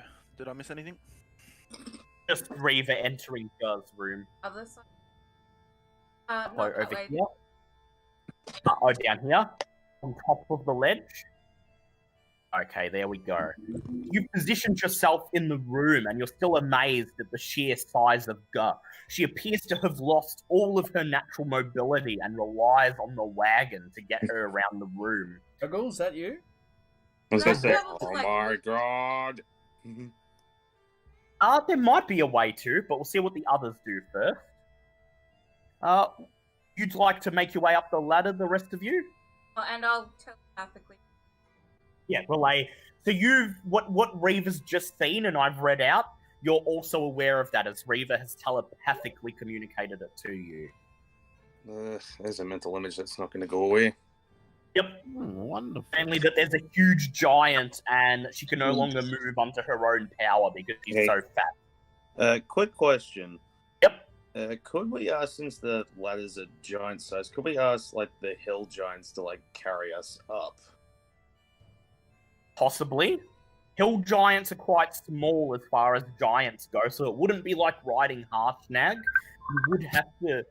You would have to hold on under your own power to at least some degree. I just thought it'd be easier than some of us, like, especially as Yeah. shorter folk, trying to climb up ourselves. I mean, How- Bartleby could just levitate right up. I literally just levitate right up, but How Even would more those violent. giants react to Bluebeard in the butcher room? You don't know. You Probably can ask- don't summon it Yeah. with No, an yeah, in- that's why I asked. Just because I Yeah, thought just- it could fly us up. Yeah, we already kind of dodged that bullet before. Maybe don't upset them with it. And that's Yeah, all I you need. might have to try to ascend without Bluebeard if you don't want to risk angering them. If everyone decides to try and climb the ladder, would I be able to wait into this room and have Kitty relay to me when they're gonna start attacking, so I can fly up with Bluebeard and just appear up one of You the Like can holes? pop do out the that. You ground. can do that. Yeah. It's a good plan. Down the ground. Right. Like Daisy. Make your way into Concrete the next motherfucker. room. The butchers still going about their work while the Ochus consume the refuse hungrily. So how would you like to go about climbing the ladder? My hand. I'm gonna have to Ladder- reluctantly ask for help. The rungs on the ladder are spaced 3 feet apart. For medium and smaller creatures, it's going to require either an athletics or acrobatic check to make your Climbing. way up the ladder. okay. Yeah, I would like to it's say okay. I'm not technically a small or medium creature. No, you're a T-Rex. So can I You use have my tiny mouth and my arms. legs to climb it? Yeah, the big fucking Yeah, legs. well, you've got tiny Oh arms my and god. huge legs. Wait, would my climbing gloves just repeat that other question? Would my climbing gloves work for this? Yes, they would Oh. grant advantage on the check. Well, okay, screw it. I'm gonna do it myself. Alright. I still count as a medium creature. Yes. Wait, does it count as advantage, or do I just get a +5? Oh yeah, no, So you that's just get a +5. Sorry, it's not advantage. Okay. Well, in that case, and I will ask Bartleby to make it with advantage, because I will still get him to roll, because it's, a T-Rex climbing a ladder is still not gonna be easy, but is larger. Hilarious. Yep. I got an Yeah, 18. yeah. 18. Okay. With the help of your climbing gloves, you are able to make your way up the ladder, leaping between the rungs and grabbing onto them, thanking Moradin with every rung of progress you make. That's just in You my head. all I can finally hear. reach the upper level. You just hear grunting all the way up. Just thank you, Moradin. Thank you, Moradin. Praise Moradin. Fuck. You said it was athletics, yeah? Yes. That's an 18. Ooh, Hey, yep. you did just as well as Okay. you. Noggle, you grunt that's, with exertion. 24, I believe, in T-Rex. 24. Yeah, Okay, and T-Rex is mine just was 25. jumping up. 25. I see Basically- the ladder and turn around and just go back and stand wait underneath in the one of main the room. holes. Basically, okay, so Nargle, you decide to shimmy up the side of the ladder, basically using it as a giant fireman's pole to climb up to the roof above, while the T-Rex stands on the bottom rung and then leaps into the air, using its teeth to bite into the rung above, pulling itself up and repeating this process in a ridiculous fashion until it clears the ladder. This is Lee Wait, how- Dan Cooper. I was It'd be gonna say, how much did, ridiculous if it didn't work. I was gonna say, how much did? Okay, well, you got 18 as well. It's fun. How, Also, the fact- how is Dan Cooper going to attempt to climb it? He's me. Dan. Did we lose Dan? I we lost- think he may have just taken a call because I heard. Oh, yeah, Yeah. that's okay. I will roll for him. I'll roll acrobatics for him because he's got high dex. At this point, I'm just excited that I managed to even up with like a T-Rex and Noggle for climbing. You're welcome for those. And Dan Cooper, using his incredible speed, is able to deftly climb it, leaping like a monkey from rung to rung until he joins the rest of you Monkey. on the upper floor. Really hope there's nothing in the kitchen. Oh yeah, that's a problem. You appear to climb up into some sort of larder. Hooks protrude from the halls of this room, the floor of which is stained with pools of blood, some dry, others still moist. Hungry flies buzz about.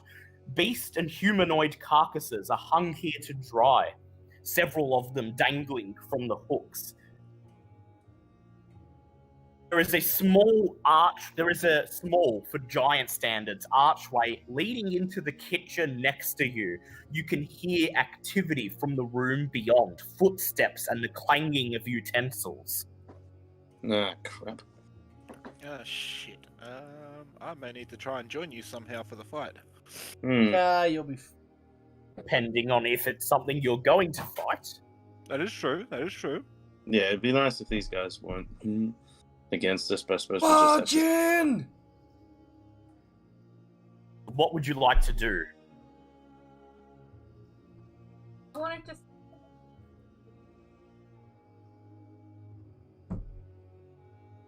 Okay.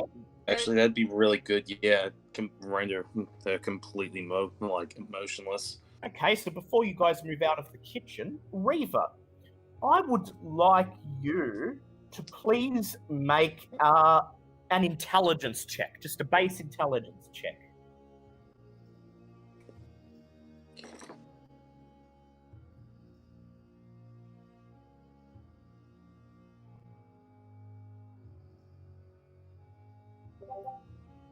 Ooh.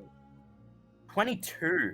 From your concealed position, you study the wagon that holds Gar's massive body, and notice that that there is a mechanism on the underside of the wagon that you could dismantle, which would sever one of the wagon's axles, spilling Gar onto the floor and forcing her to have to move under her own power.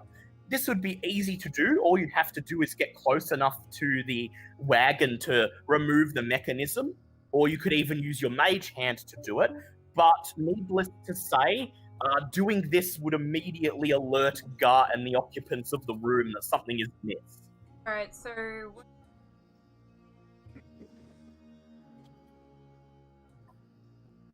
How. That.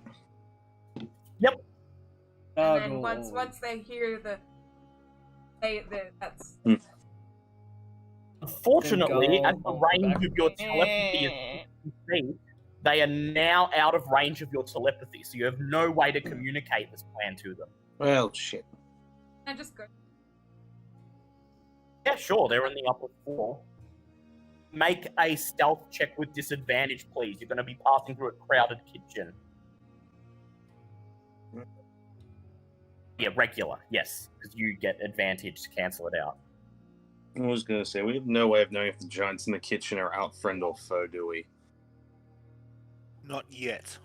Well, bugger.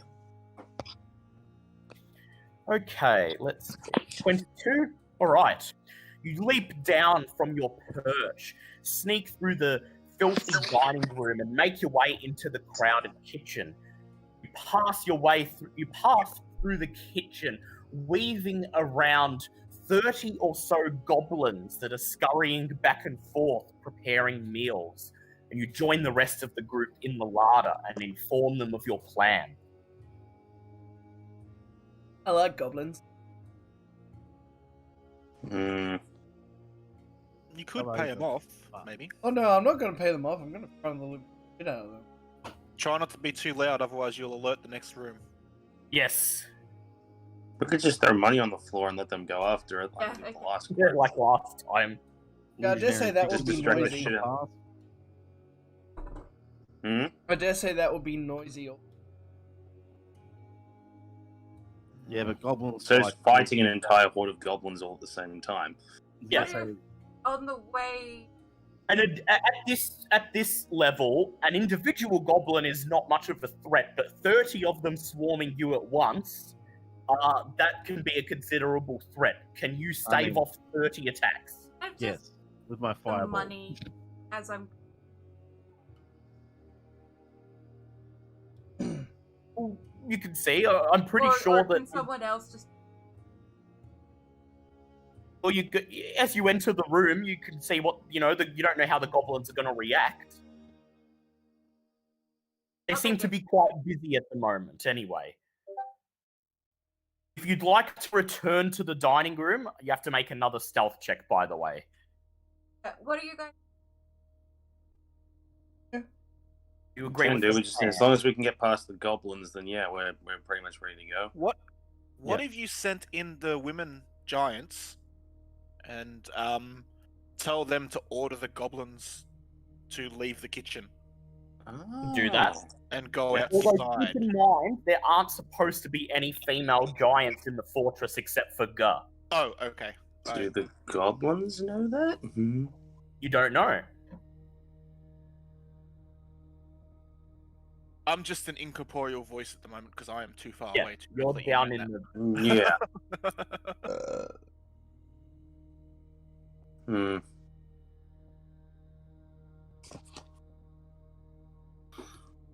Hmm.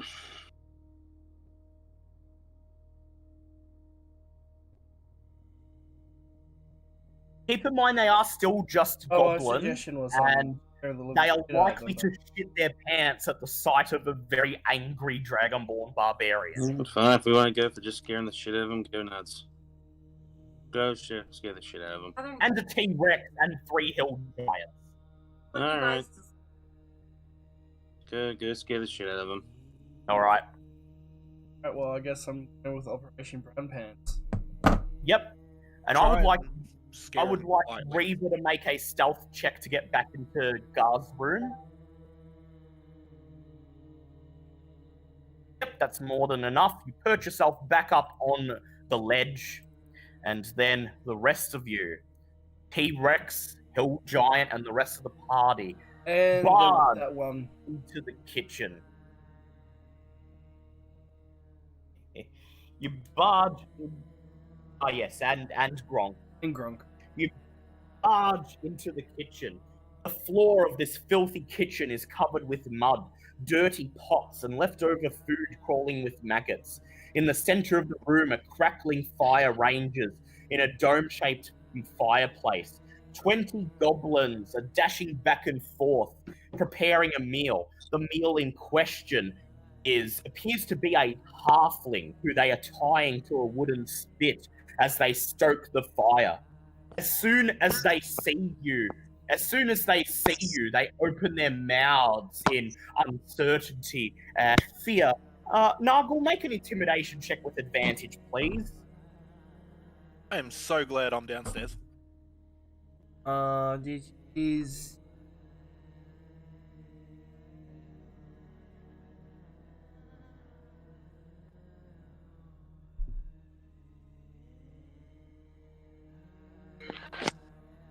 $15.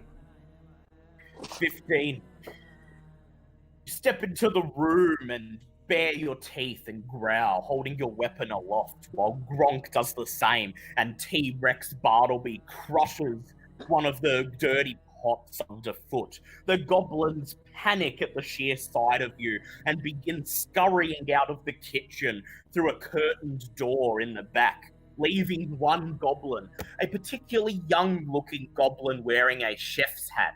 He looks at you, then at the rest of the goblins fleeing, and he raises a kitchen utensil and he shouts, "You bloody get back into Rust's kitchen, you don't bloody..." What?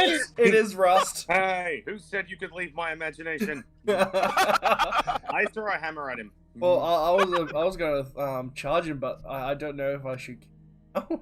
He looks at you. He Different looks at you, dimensions. and then looks at the door where the goblins escaped. Looks at the meal. Looks at the pot bubbling on the stove, and then looks at the room beside him. And he says, "Oh hell, Rust's not getting in trouble from the fisherman for abandoning his post. Wait up, guys!" And then he drops his utensil on the ground and dashes out through the curtain. Alright, I immediately go over and... I'm not tiefling, the halfling. Halfling. We shall Walk farewell, over to Rust. the We shall meet halfling. again. And you untie him. As soon as you untie him, he drops to the floor, and then he climbs to his feet. He sighs and wipes his brow, and he says, Oh, I thought I was going to be made into their dinner." Not this day. He brushes a dirty hand on his green tunic, and he holds it out. He says, "And who do I have the pleasure of thanking? I'm Roderick Hilltopple, a shepherd." Like it. Nargle Hammerfall. These are my cohorts of merit. He says, "Oh, thank you." We do have a group name, you know. He says, "I'm hesitant to ask, but if you're planning on rescuing the captives, mind you rescue me sheep." Well Well isn't then. it a good thing we didn't set fire to any of them.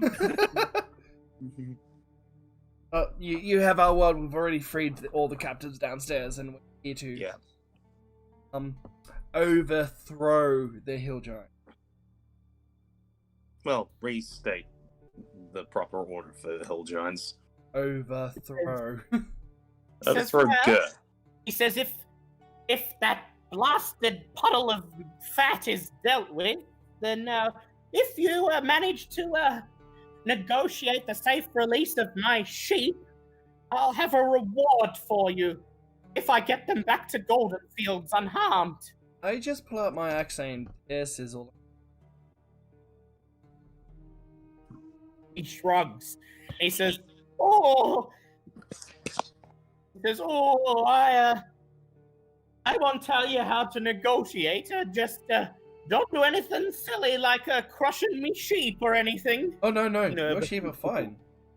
And I'm making some blubber candles out of that fatty fat. He says, "Oh, very well. In that case, I think I'll hide in the larder until the fighting cools down." And he takes another bow and then departs into the larder. Can I peek what's behind the curtain first? Yes, you can.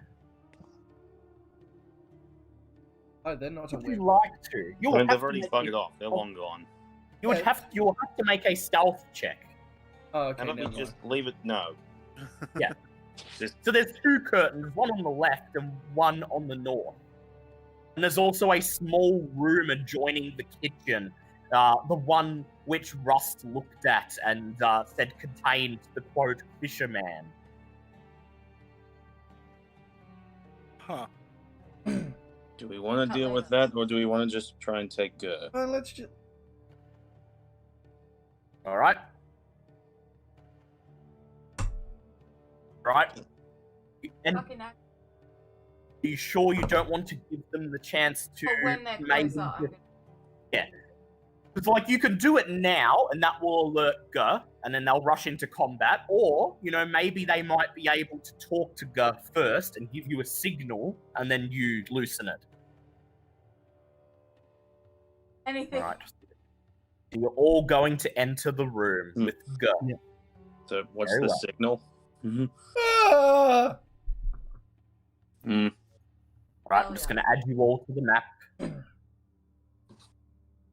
Add you all, except for Milo, who hasn't arrived yet. He's just waiting And- below, going, how everyone's doing. Obviously, while all this has been happening, I have summoned Bluebeard and I'm just sitting on his back. Yes, waiting.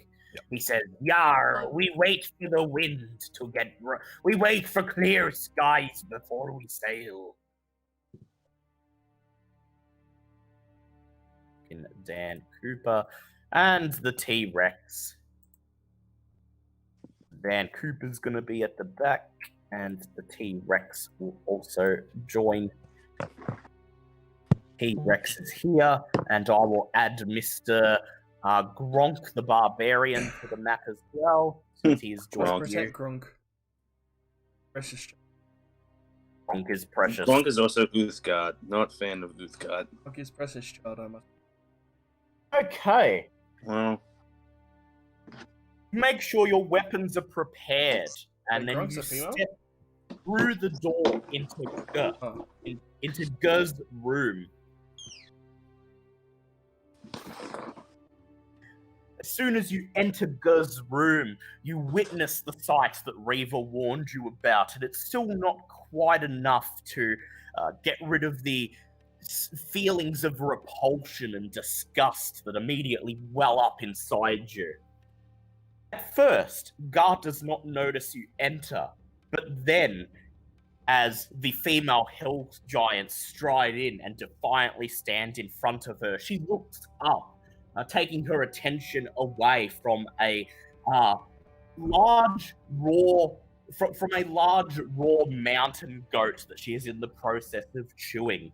She looks up at you, narrows her eyes, and she says, "Why you return? God tell you to leave. Why you come back?" Kind God, yes, I can. The hill giants simply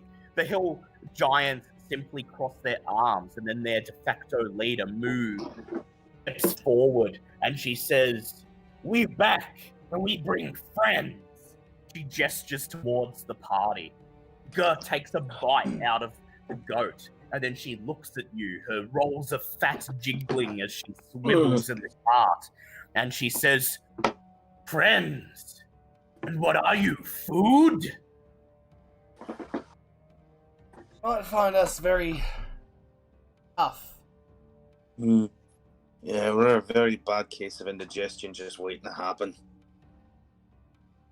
She brushes one of her hands and she says, "Oh, Gur not have time to talk to small folk, not food.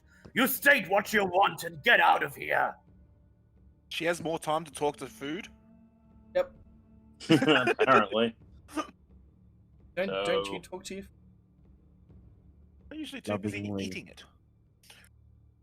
Lovingly. So seriously, she's seriously asking what we want. Yeah. She's just, you get the impression that she's just too busy eating, that she doesn't have the time or patience to deal with Ugh. anything else. So she'd For God's rather sake. just get rid of you quickly. Can we just skip to the... Yep. Oh, for Done. God's sake, just drop it already. Here for your head. She reaches into one of her folds of fat, and you hear squishing. And then when her arm emerges, she's holding a conch of teleportation, just like the one Drop you it, drop it, drop it now, drop it Alright, now, I'm drop it now, dropping drop it it. now. She says, as she holds the conch aloft, she says, "What? You no come for this?" I mean, technically, yes, but we're also here to kill her as well, so, you know. You already have the conch. You don't need hers. Oh, neat. Yeah, we don't need You her already, teleporting. you already have anymore. Volto's one. Uh, 2 conches are better than 1. She tosses the conch on the floor, and then she says, "Go, not have time to argue with adventurers. Just take it and go. Leave Gatu a meal."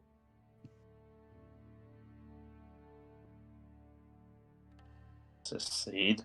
I don't know. Surrender, Just, or I just shall take- smite thee, unholy wench. for God's sake, these giants want you dead. We're here to help them kill you. Can we please get on with this? I'm not arguing with this fat pile of crap anymore. From Gus down below, you sighs. hear a slight here. Gus sighs, and she says, "Ugh, Gar too tired to fight. But if it means more food, Gar will fight." And then she reaches for her great club. That she pulled out of the fat fold. I believe this is your cue, Reva. Yeah, Yep. I'm gonna. Reva, make a sleight of hand check, please. So this is like the most anticlimactic start to a fight ever. So Like- just. Like her laziness is making me just lose the will to fight here. It's like, God damn, I can barely be bothered fighting you now because this is just so underwhelming.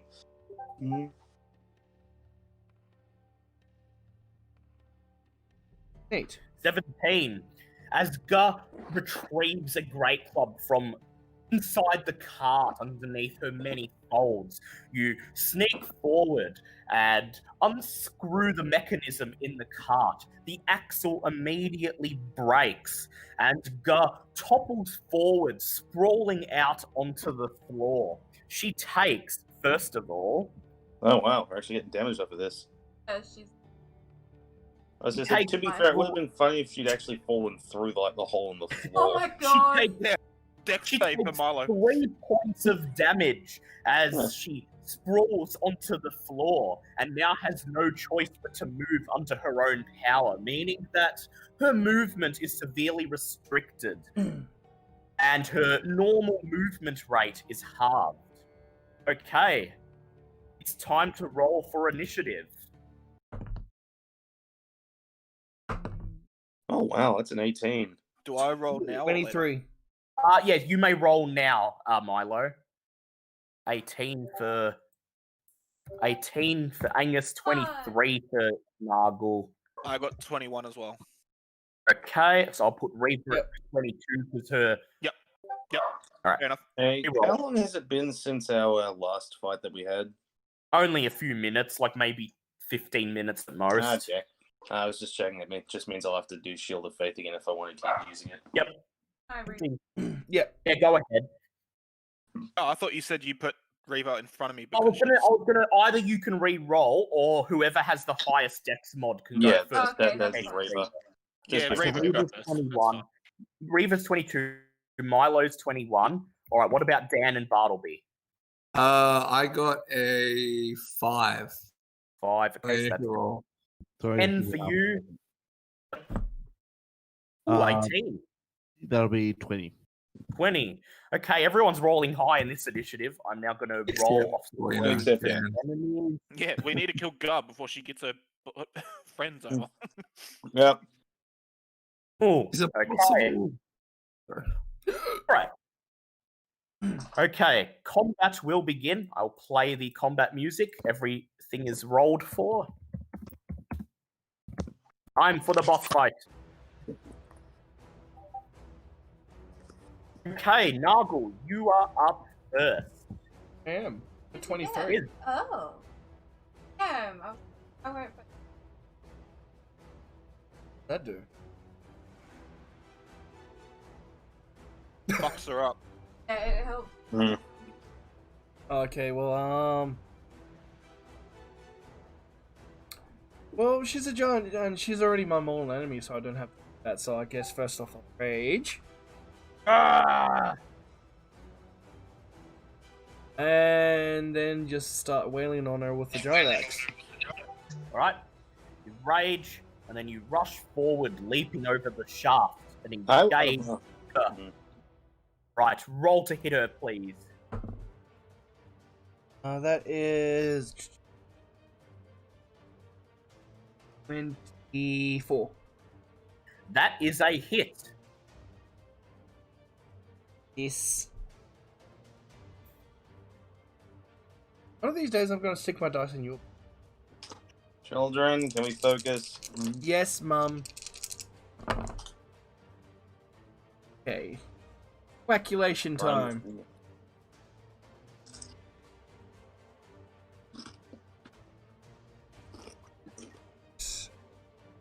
Another D8.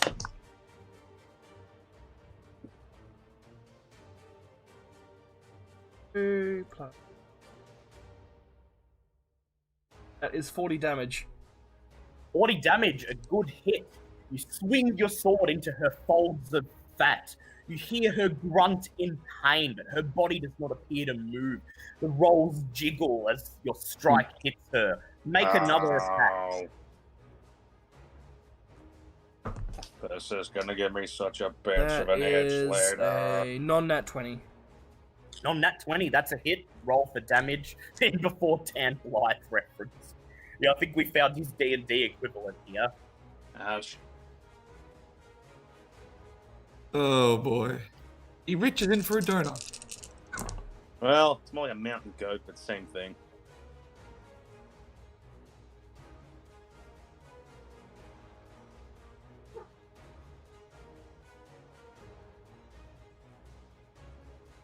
Eight.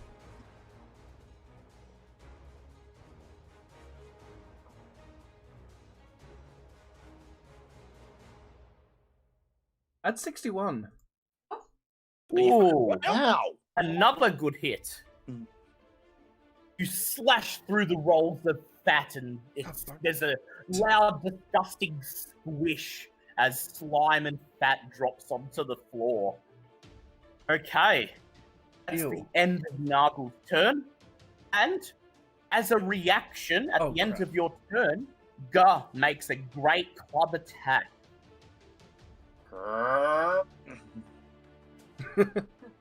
And she hits you. Wait, she rolled a 7. What's her attack? Plus 14 on her great club. Oh my Holy god. hell! Wait. Hey, oh, you So know that's that does Hefty it. bitch. That's going to be you take 15 points of bludgeoning damage, and then she follows up her great club attack with a swift kick, kicking out with her gigantic foot. Plus 10 on this, Oh yeah. and she hits you with her kick. So you're going to take 1, 2, 6. Okay. She has legs. Somewhere under that flab, there's a tiny stub of a leg that sticks out to you. Take an additional 6 points of bludgeoning damage, and you must make a strength save, please. What was that? Sorry, Kitty was talking. I think I can do that. You said that about the bloody shambling man last time. Well, I just did because that's a nat 20. At 20, you do not fall prone. Okay, Reaver, your turn. Ray of Enfeeblement. Okay, spell Ray of Enfeeblement. Okay, make a ranged spell attack, please. So you just D20, but normal attack roll, but you add your spell attack modifier instead. Nice.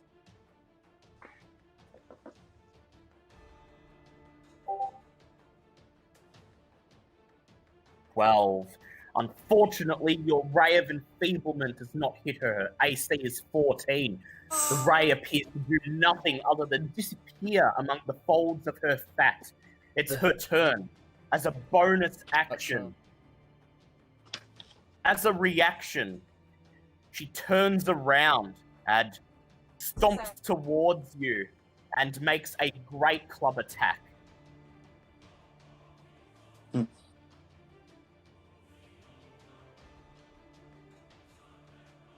Oh, that might. Yes. Could have used the bardic inspiration as well. There's always next round. Yeah.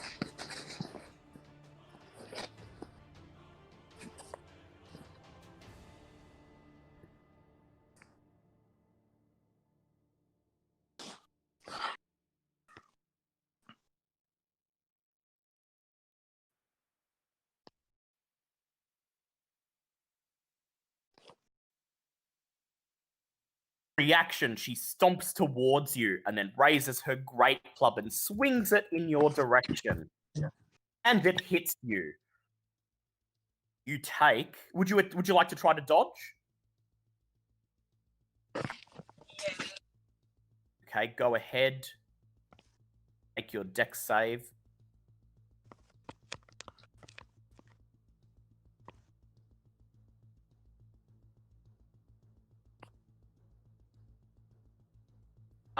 No, yes it is. It's only with attacks that it's not. Yeah. I'll just quickly check so I can be sure. Whisper, where's Whisper? Let's see. Yeah, only attacks. Unfortunately, so yes. Okay, that's a pass. You dodged. You're going to take half of this instead of full. So you take, let's see, that's going to be 3d8 plus 6. Roll 3d8 plus 6. You take 15 points of damage, and then her stubby little leg kicks at you. And it hits you. You take an additional 2d6 plus 6. Take an additional 10 points of damage. You must make a strength save or be knocked prone.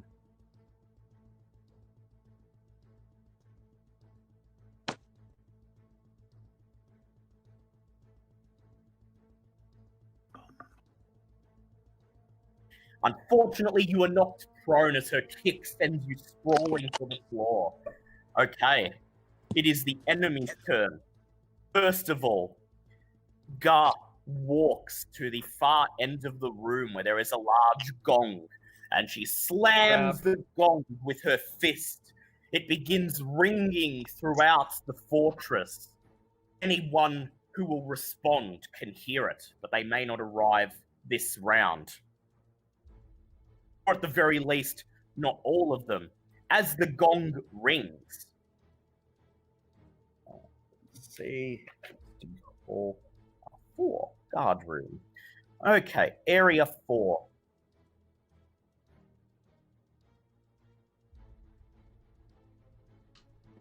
Oh, he's Oh, just he's downstairs. Yeah, the enemies have 22, so yeah. Yeah, you Okay. have 22, so you go first. Then the enemy has 22, and then I have 21. As the Oh, I'm gong technically up. rings, as the gong rings out, 3 bugbears burst into the room, Bugger. along with a hobgoblin warlord. Ooh. Got it. Bugger.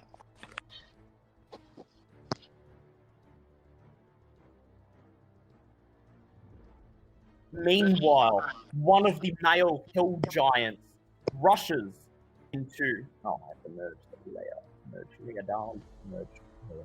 One of the male hill giants barges into the room to the northeast. Unsure what he's doing in there. Oh god. Jordan. With her next action, Gar reaches for the crushed cart, lifts it up, and hurls it at the hill giants Dan and Angus. Oh, no. Ooh. Well, So. Well, she's not moving anywhere.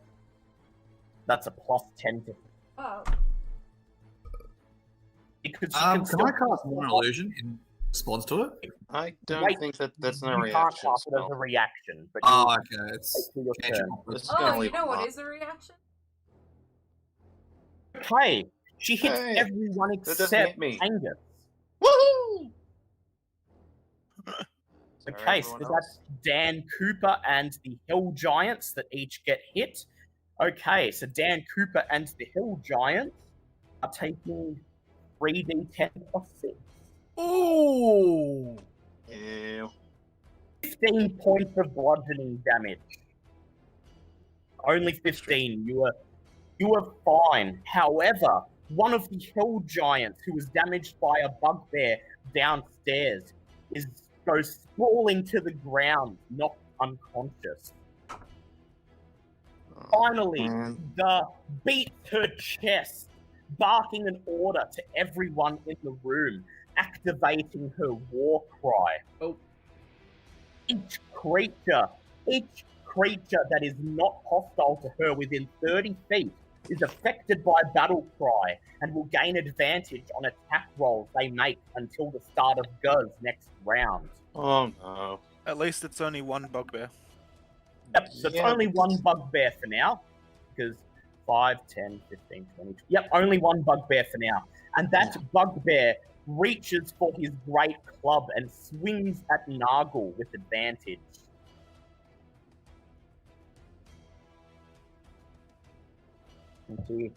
And he hits you with both of those attacks. Motherfucker.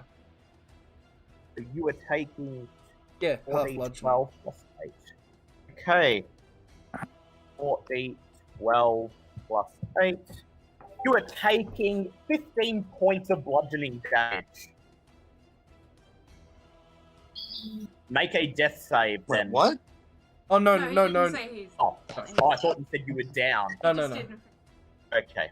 I am down to 48 Yeah. health. Don't scare us. The bugbear at the back of the room rushes up to the Hell Giants and engages them, swinging at one of them with his great club. Would he have been in range of Bartleby? Bartleby, what's the range on your attack? 10 feet. Oh yes, so you do get an attack of opportunity against that Wonderful. I bugbear. will use the attack of opportunity to bite then. Go ahead. Um, It's 26. That's a hit. Roll for damage. 40, 12.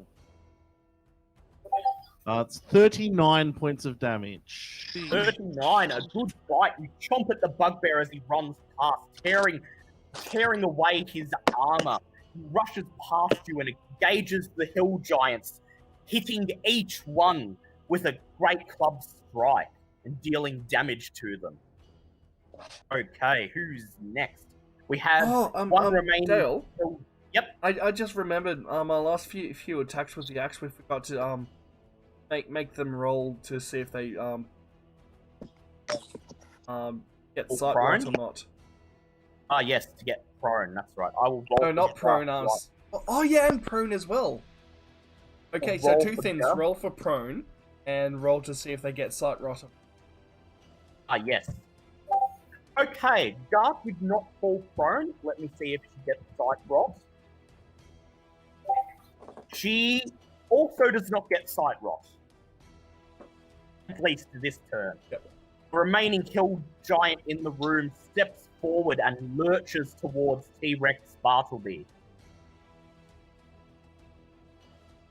Two great club strikes.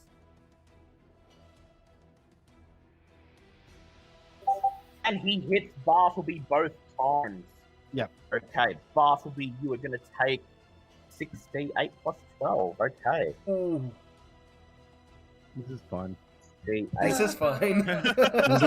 Take 38 points of bludgeoning damage from the Hill Giant's attack. My God. The last remaining bugbear grabs his javelins and he throws them at Angus. Oh no.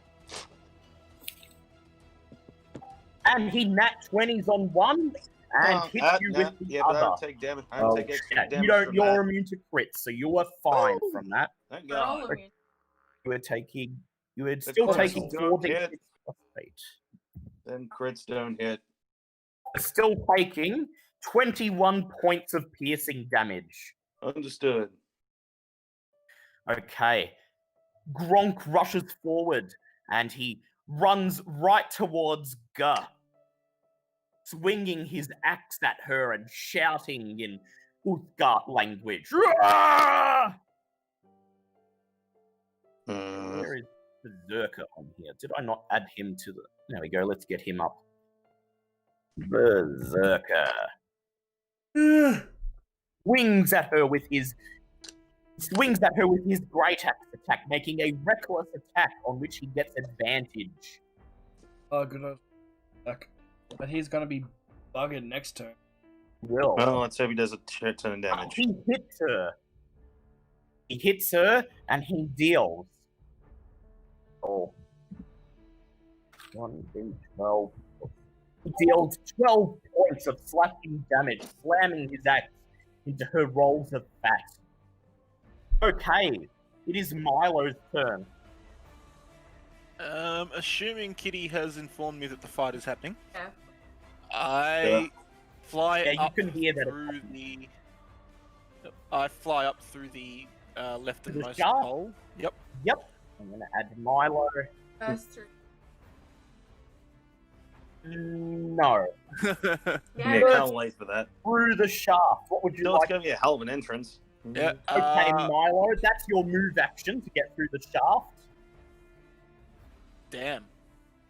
Would you like to I do was is there hoping anything 60 feet would get me further than that. I was gonna say maybe go for like the lightning breath, see if you can get like an air attack on Oh this. wait, the shaft is only 30 feet up, so you get another Yeah, 30 feet. I get another Well, there you 30. go. Never mind. Give him hell. If I was planning on going over towards those bugbears and everything, I might try it, but I'm gonna go Yes. 10 feet away from Guh. Guh, however you. Good. Yep. Yep. Just there would be fine. Just put you- And I we am go. going to try to hit with my poison and my cold whip. All right, go ahead. Come on, please.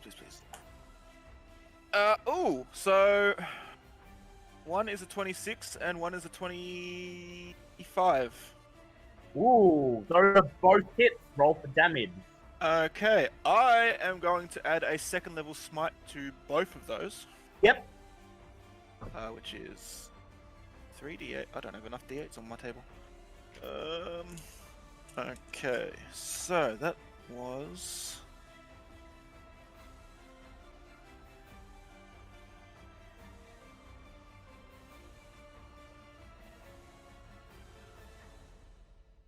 What are my damages? That's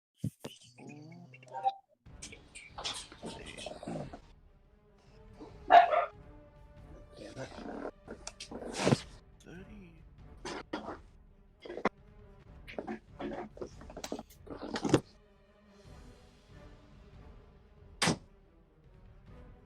I'm fine.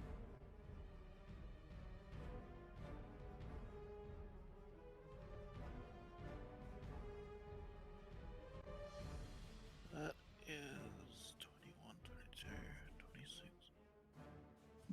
26. That is 57 with both my whips combined.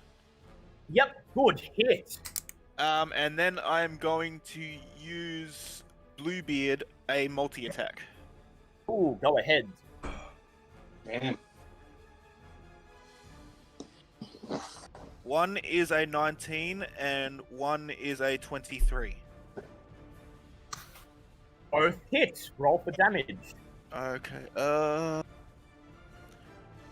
Bite is 2d6 plus 4. Which is... So the bite does 7 damage. Yep. And the tail does 11 physical damage. And I Good, don't good. have enough d6s on me, so I need to Oh, type them in. God. Is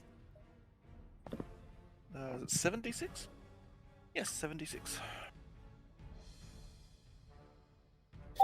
Plus 28. 28. Okay. Bluebeard plunges his tail forward. Yar! Let's deal with this humongous landlubber. He pierces one of the folds. Death to And- the whale. You have cleared away a quarter of Gar's HP so far. Jesus! He has a lot, but you have been piling on the damage, so a quarter of her HP is already gone. At the end of your turn, as a reaction, Gar reaches for the table next to her and Oh, fuck. hurls it at both you and Bluebeard. Jesus. You're incoming from port side. And Bluebeard swerves out of the way as the table sails harmlessly across the room. I Then love you, you- Bluebeard. And using her last reaction point, she moves forward 10 feet.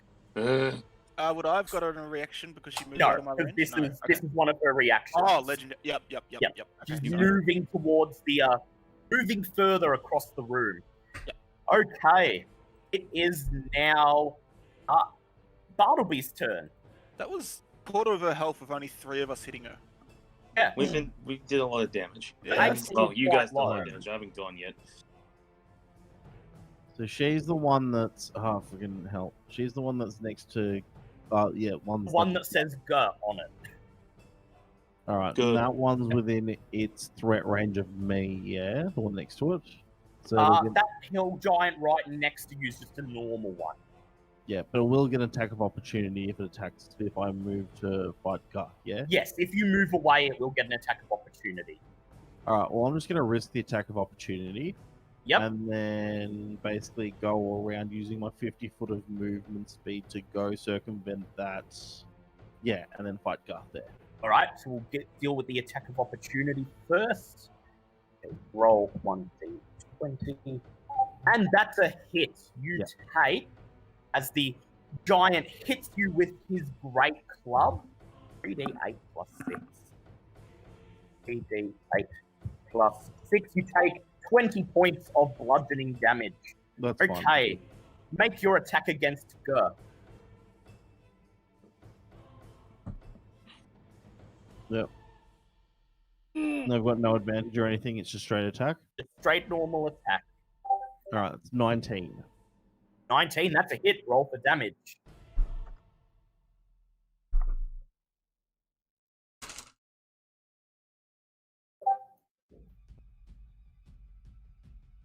All right, it's 34 for the first one, Yep, that's a good hit. Make your next attack. and 16 for the second one. Ooh, that is. Let me check. I think that unfortunately is a miss. My tail bounces harmlessly off her Off fat. her folds of Just a fat. nice drum Just causes sound. a Just- ripple jiggle. You just jiggles and ripples out the room. At the end of your turn, she uses a reaction to strike at Bartleby with her great club. And he hits you, Bartleby, dealing 3d10 plus 6. Take 21 points of bludgeoning damage. Then she uses her other reaction point to strike at Nargle with her great club. Motherfucker. And Nargle, you deflect the blow, leaping out of the way. Oh, good. However, as she made the attack against you, as a bonus attack, she gets to try to kick you. No, you haven't taken any damage yet, Milo. Okay, cool. Does hit you with the kick. And you Ah, take 2d6. You take 6 points of bludgeoning damage and must make a strength save. Hold on one sec.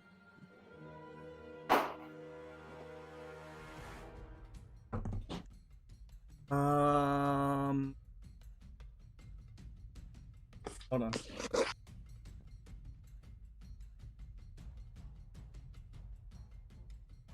Uh, 19.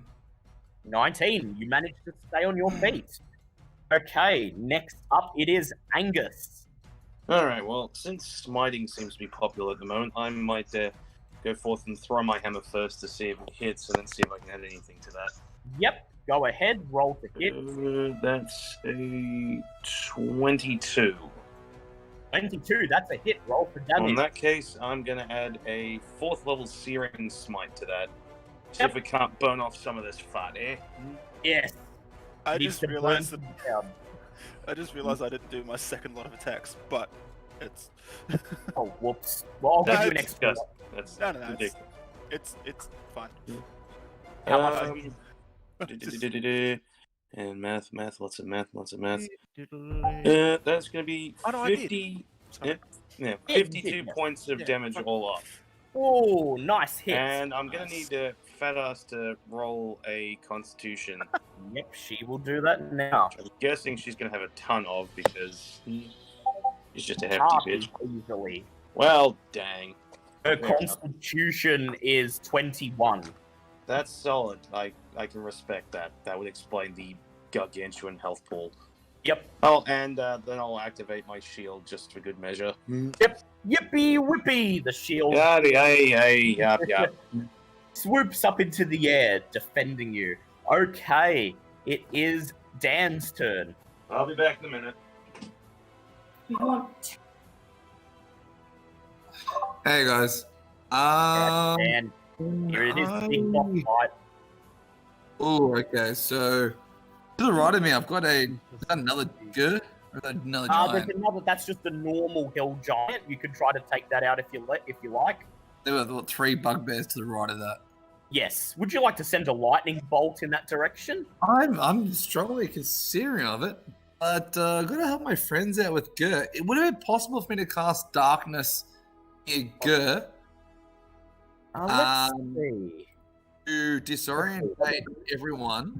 Does anyone have dark vision to at least see through it? No. It'll be a 15-foot range, which means that you can cast it so it will only affect Gur and no one else. And I have my robe of eye, so Yes.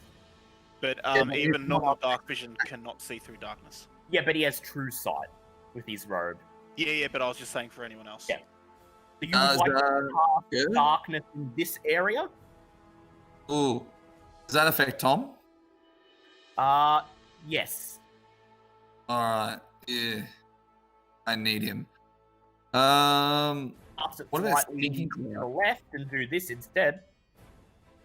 Oh, that might work. If I do that or Stinking Cloud, what would have the best advantage for everyone? So darkness is going to blind Gur. Meanwhile, Stinking Cloud, let me see, that might be useful too.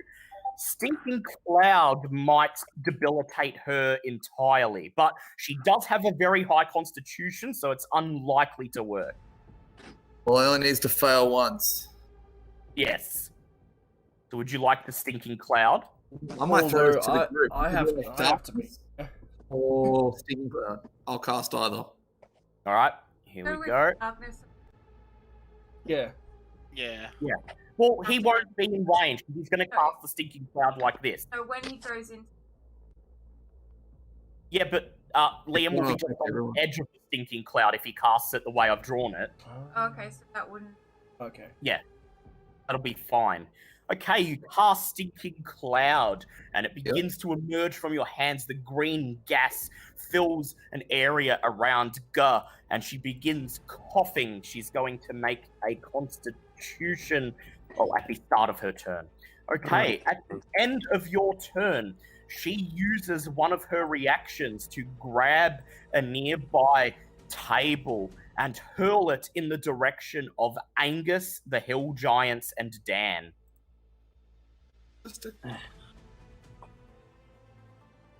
And that's going to hit all 3 of you. Ah.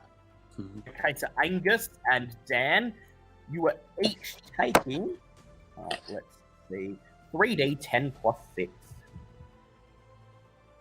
You are all taking 27 points of bludgeoning damage. And one of the 2 remaining Hill Giants drops to her knees, struggling to hang on.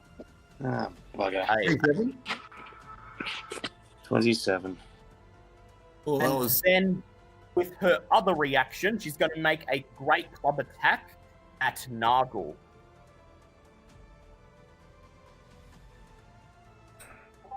She hits. And Nargle, you are going to take...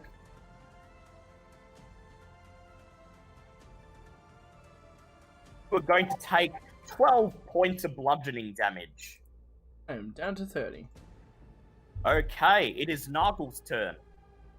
Okay, question. With that, stinking cloud, so it's pretty much just a giant gas.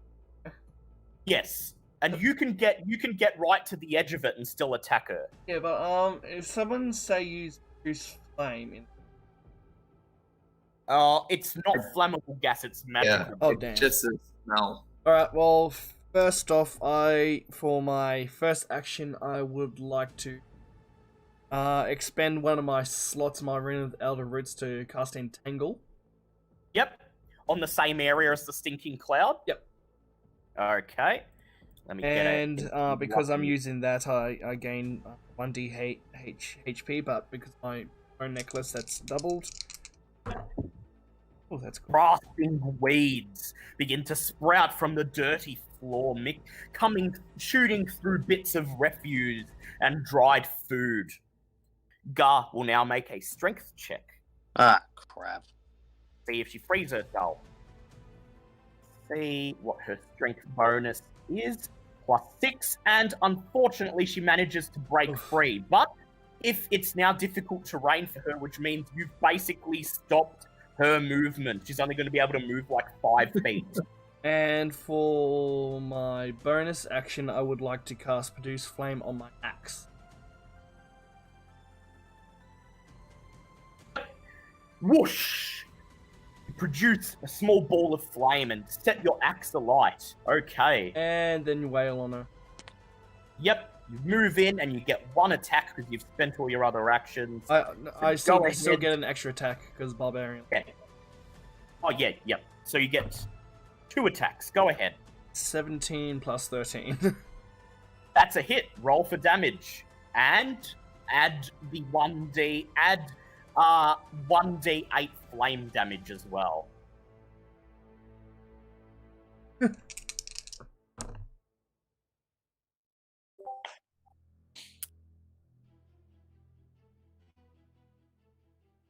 Whoop.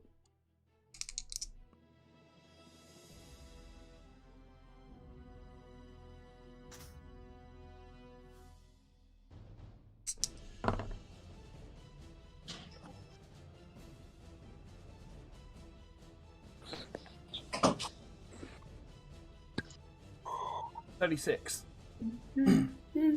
And now she has to roll for being prone and assault right. And yep, so here we go. Here comes the first check.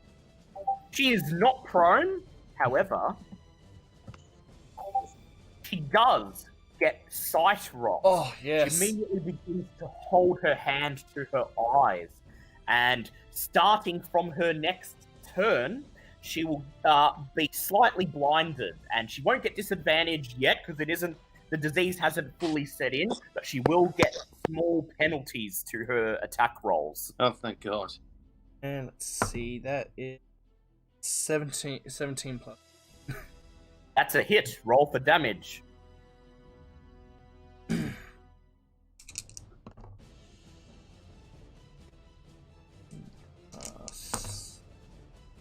Ugh.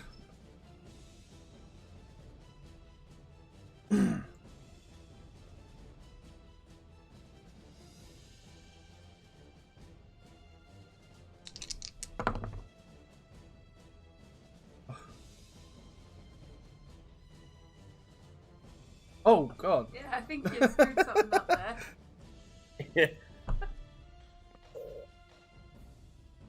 Oh, yeah. 9. 11.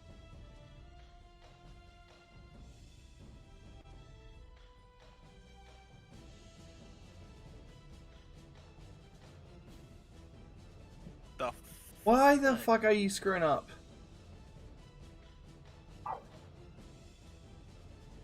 Yeah, no, that shouldn't have been 55. Alright, can I just roll the damage again? My mouse. Yeah, go is- ahead. Do it again.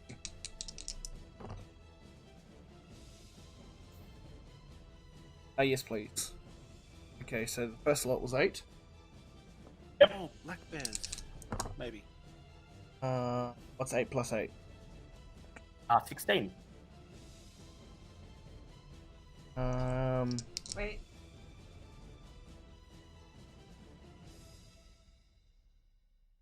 Oh, it was 16 plus. What did I roll before the second roll? I just got 2 8s just then, so that's 16. Okay. 16. Yeah. Yep. Yeah. Okay. Oh my god. Plus This is the problem with being a barbarian. plus 4, Plus 4, so plus 20. 2, Plus 2. plus 2, plus 2, plus 7. 26. 49, Yeah. and now she has to Yeah. roll again. Prone Yep. factor. For the prone, let us see. Barbarian. So much damage. And she stays on her feet, is not knocked prone. And okay. and because Sotrot set it in, she doesn't need to roll for that. No. At the end of her turn, she strikes. At the end of your turn, she strikes you with a great club attack, and she hits you. You take. I have to keep checking. 3d8 plus 6. She hits you for 9 points of bludgeoning damage, and then she reaches out her little stubby leg and tries to kick you. At the start of the next turn. He's getting a minus 1 on her attack rolls at the moment. Okay. And she hits you with her kick. Don't worry, the bonuses will get more each round, so as the disease starts to kick in more. Oh crap! Wait, oh no, never mind. Sorry. Take an additional 8 points of bludgeoning damage and must make a strength save. Oh, I'm in bad health. That's okay. I will assume my regular position once we get to my turn. That's a nat 1. Well, that's not yet. Prone. The kick knocks you off your feet and you sprawl onto the ground prone. And guess Then who's with not her raging final- anymore? Yep. Unfortunately, you're not raging. And then with her last reaction, she makes a great club attack against Bartleby, which she hits. Bartleby, you take 8 plus. You take 25 points of bludgeoning damage. Yeah, I've still got 84 T-Rex hit points left. Lovely. Okay, Reaver's turn. Bang, bang. Plus. All right, go ahead. I'm going to bring it up in the chat. Or listen, no. Yes, laughter. Okay, good choice. She needs to make a wisdom save. Don't be. Yep. Let's see. That against. D20. Against your spell DC, yes. Is. 17, and she rolled a 16. Let me check her Oh, wisdom. she also gets. Yep. She fails the save. She immediately buckles over, clutching her rolls of fat, a booming laughter echoing out. Okay. At you, dumb hoe. I want to move. Yep. Good plan, considering what's coming next. And. Still. Friends. Yep. It didn't break your... yeah, no, you need 3 stealth. That was a spell. Is it really bad that I read the component cost of Hideous Laughter as tiny farts and a feather? My god. Now, Gut is laughing, so her next turn... So, in her turn, which is now coming up, she is incapacitated. However, she still gets to make her reaction at the end of your turn. Reaches for a hunk of debris on the ground and hurls it at Angus and Reba. That's not funny. I want to Managing- react to by. Like, trying to dodge? Oh, I want to. Yes, actually, make I it want to good. react by. I just realised I done good. Ooh. I could have still been I have a legend. Yeah, well, too late now. Well, I'm going to deal the damage, and then you can react with Hellish Rebuke. And she only hits Reaver. Reaver, you are going to take 3d10 plus 6. So 3d10. You take 29 points of damage. Wait, now resist- cast your... Yep, you're going to... Ooh, good choice. And now Not I do- rebuke. Fire the rebuke. Okay, roll 3d10s, please. You clasp your amulet, and a ray of energy bursts forth and shatters the piece of debris. And then you point your finger, and a plume of flame jets out towards Gar, searing one of her rolls of fat for 19 points of damage. Jenny Okay. Craig! It's Gar's turn. She's buckled over, laughing, unable to control herself. However, there are other combatants. First of all, the Hell Giant who went The fuck are into those? the room to the right comes running out, followed by 2 dire bears. What Oh, the no. fuck? We Making them are sneak in peek. trouble. Yep. This is bad. Okay. So the first Hill Giant rushes up and he Oh, the- engages your Hill Giant allies. He swings his great club at your Hill Giant allies. And he hits one of them, bonking her on the head and knocking her unconscious, leaving only Moog left. One of the dire bears sprints through the room and engages T-Rex Bartleby, 2 giant beasts. This would be really awesome if we weren't probably going to get killed by all of these guys at once. It's going to make a bite attack first. Okay. Here comes its bite attack. Bartleby blocks the bite attack with his tail, and the bear is unable to pierce the dinosaur's thick hide. It now makes 2 claw attacks. Oof. And it hits with both of those.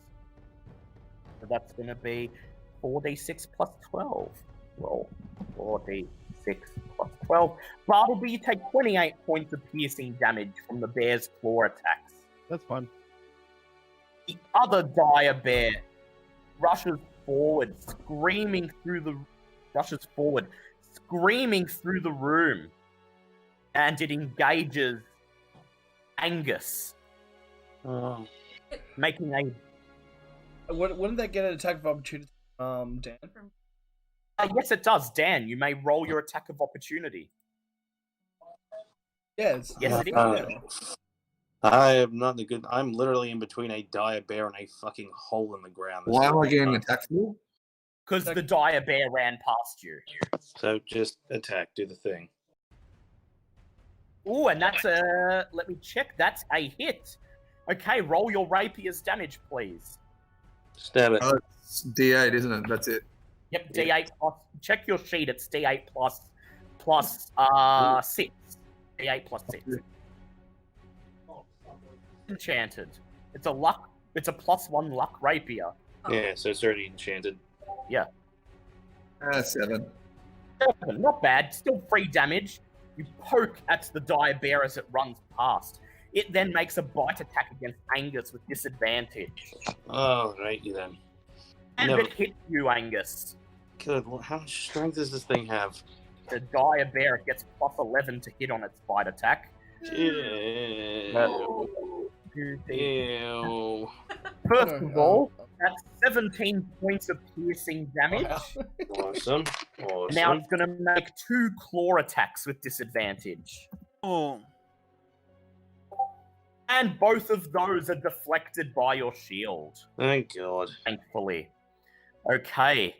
This other hill giant in the room stomps up and engages Dan. Oh, He great. swings at Dan with his great club. And he hits Dan. Dan, Cool. you are going to take 3d8 plus roll. 3d8 plus 6. Dan, you take 21 points of bludgeoning damage. I miss That is very much a dead Dan. All right, make a death save, please, Dan. What did you say? 28 points, right? Yeah, 21. Mhm. 21 Ah, points. so you have 7 health. You've got 7 HP left. You're fine. Oh, You're yes, still I am. on your feet. I was on 42 originally. Shit. Affected you. Over 5 points. Leave it up front! Bugbear to the south raises his javelin and hurls it towards Reaver with disadvantage because she's invisible. And he hits you one Oh, time, Reaver, fuck me with then. his javelin. Would you like to dodge? Always. Always don't. Right, make your dodge check, please.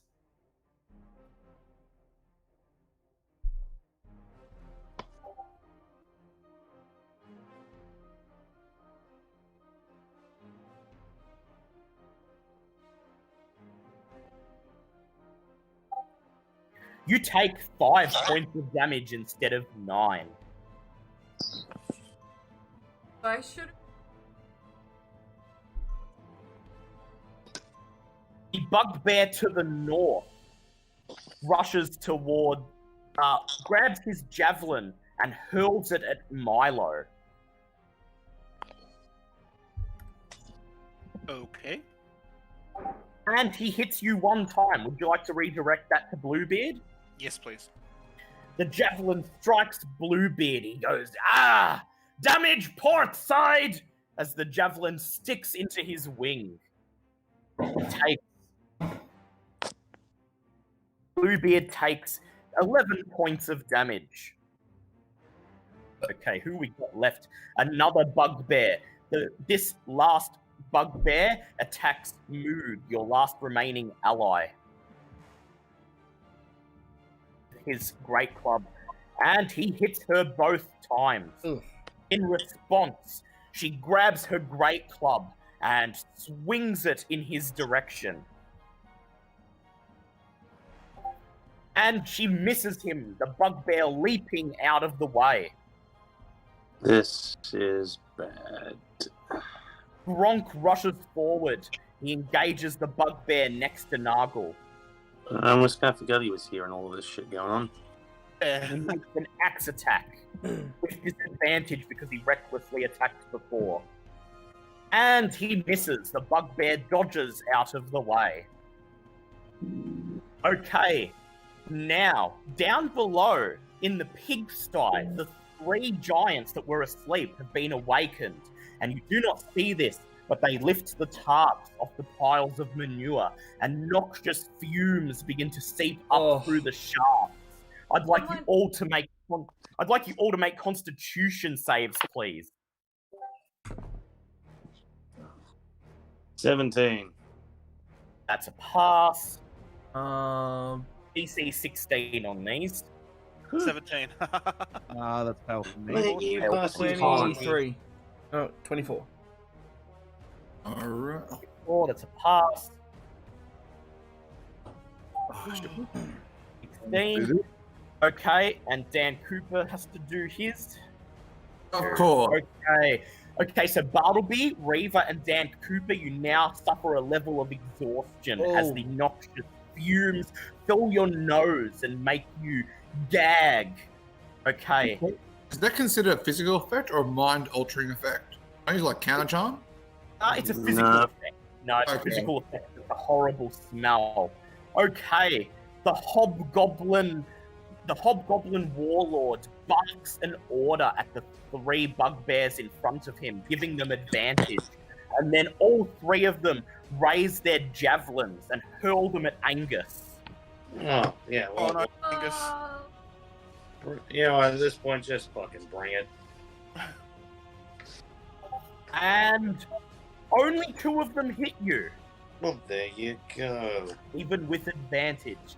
So Angus, you are going to take 4d6 plus 8. Roll 4d6 plus 8. 27 points of damage. Okay, it is Milo's turn. Right. I fly. If I'm on the outside of the noxious cloud, am I within 10 feet of Gar? Yes, you will be. I would Just like in to- range. I would like to fly there. Yep. I would like to attack with both of my whip, please. Go ahead. Not with advantage because she's a giant.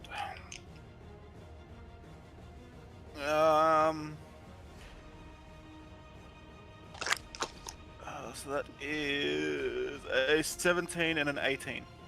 17 and an 18 are both hits. Go roll for damage. Okay. I put my last second level smite on Yep. one of the attacks, and a first level smite on the second attack. Yep. Okay, so please bear with me while I do all of that.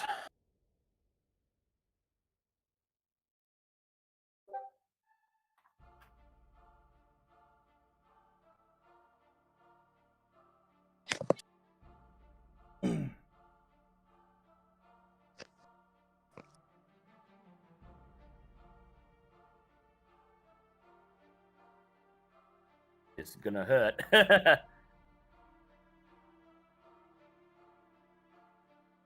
Second one.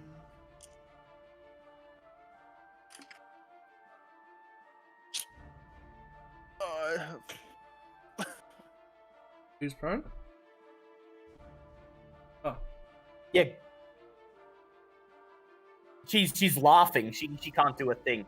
And if she does recover, there's a chance the stinking cloud will just take another turn off her.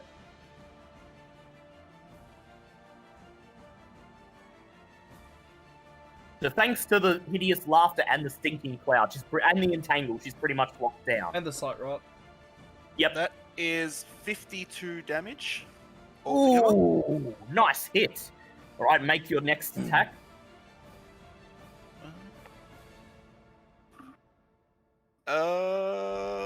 I am going to multi-attack Yep, with Bluebeard. with Bluebeard, yes.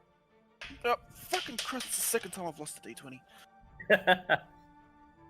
Unfortunately, they both missed, because one was a 9 and one was a 10. Yep. All right. At the end of your turn, Gar steals herself through her fit of laughter and hits at you with a great club attack. And she My armor hits, class is 19. yep, she hits you. Would you like to deflect it to Bluebeard? And she Actually, she's getting 7 plus 12, so 19. Yes, she just hits. Would you like to deflect it to Bluebeard? Yes, please. Okay, that's going to be 3d8 plus 6 on Bluebeard. 23 damage to Bluebeard. Then with her second reaction, she makes a great club attack against Nargle.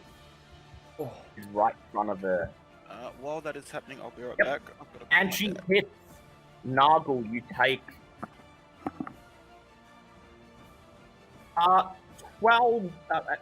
12 points of damage. And then because she hit you, she gets to make a kick attack.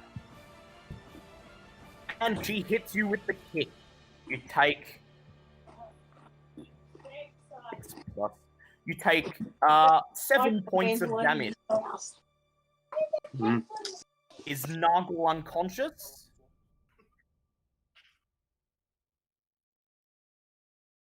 what was it? You just took 16 plus 7. You took 21 points of damage all up. Down to 3. Down to 3. Okay.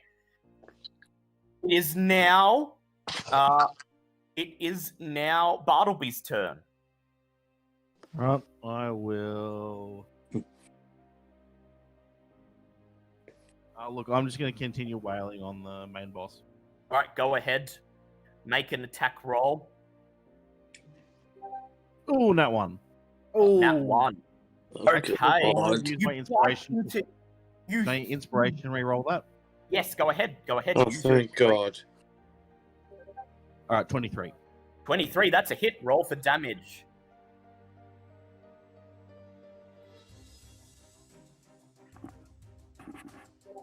Alright, it's 34 points of damage.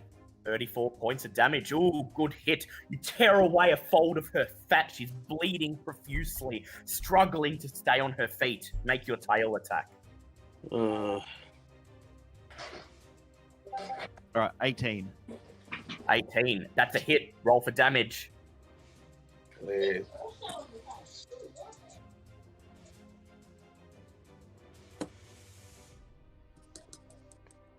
Alright, 22. Ooh, you thwack your tail into her rolls of fat, those that remain, and they jiggle as she tries to remain on her feet, stumbling backwards. At the end of your turn, she hits you with a great club attack.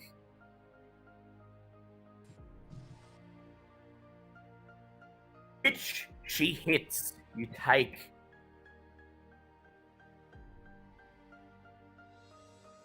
The last reaction. Rolling. Oh yeah, because the eye rot hasn't set it No, she's fully prone. yet. From Oh.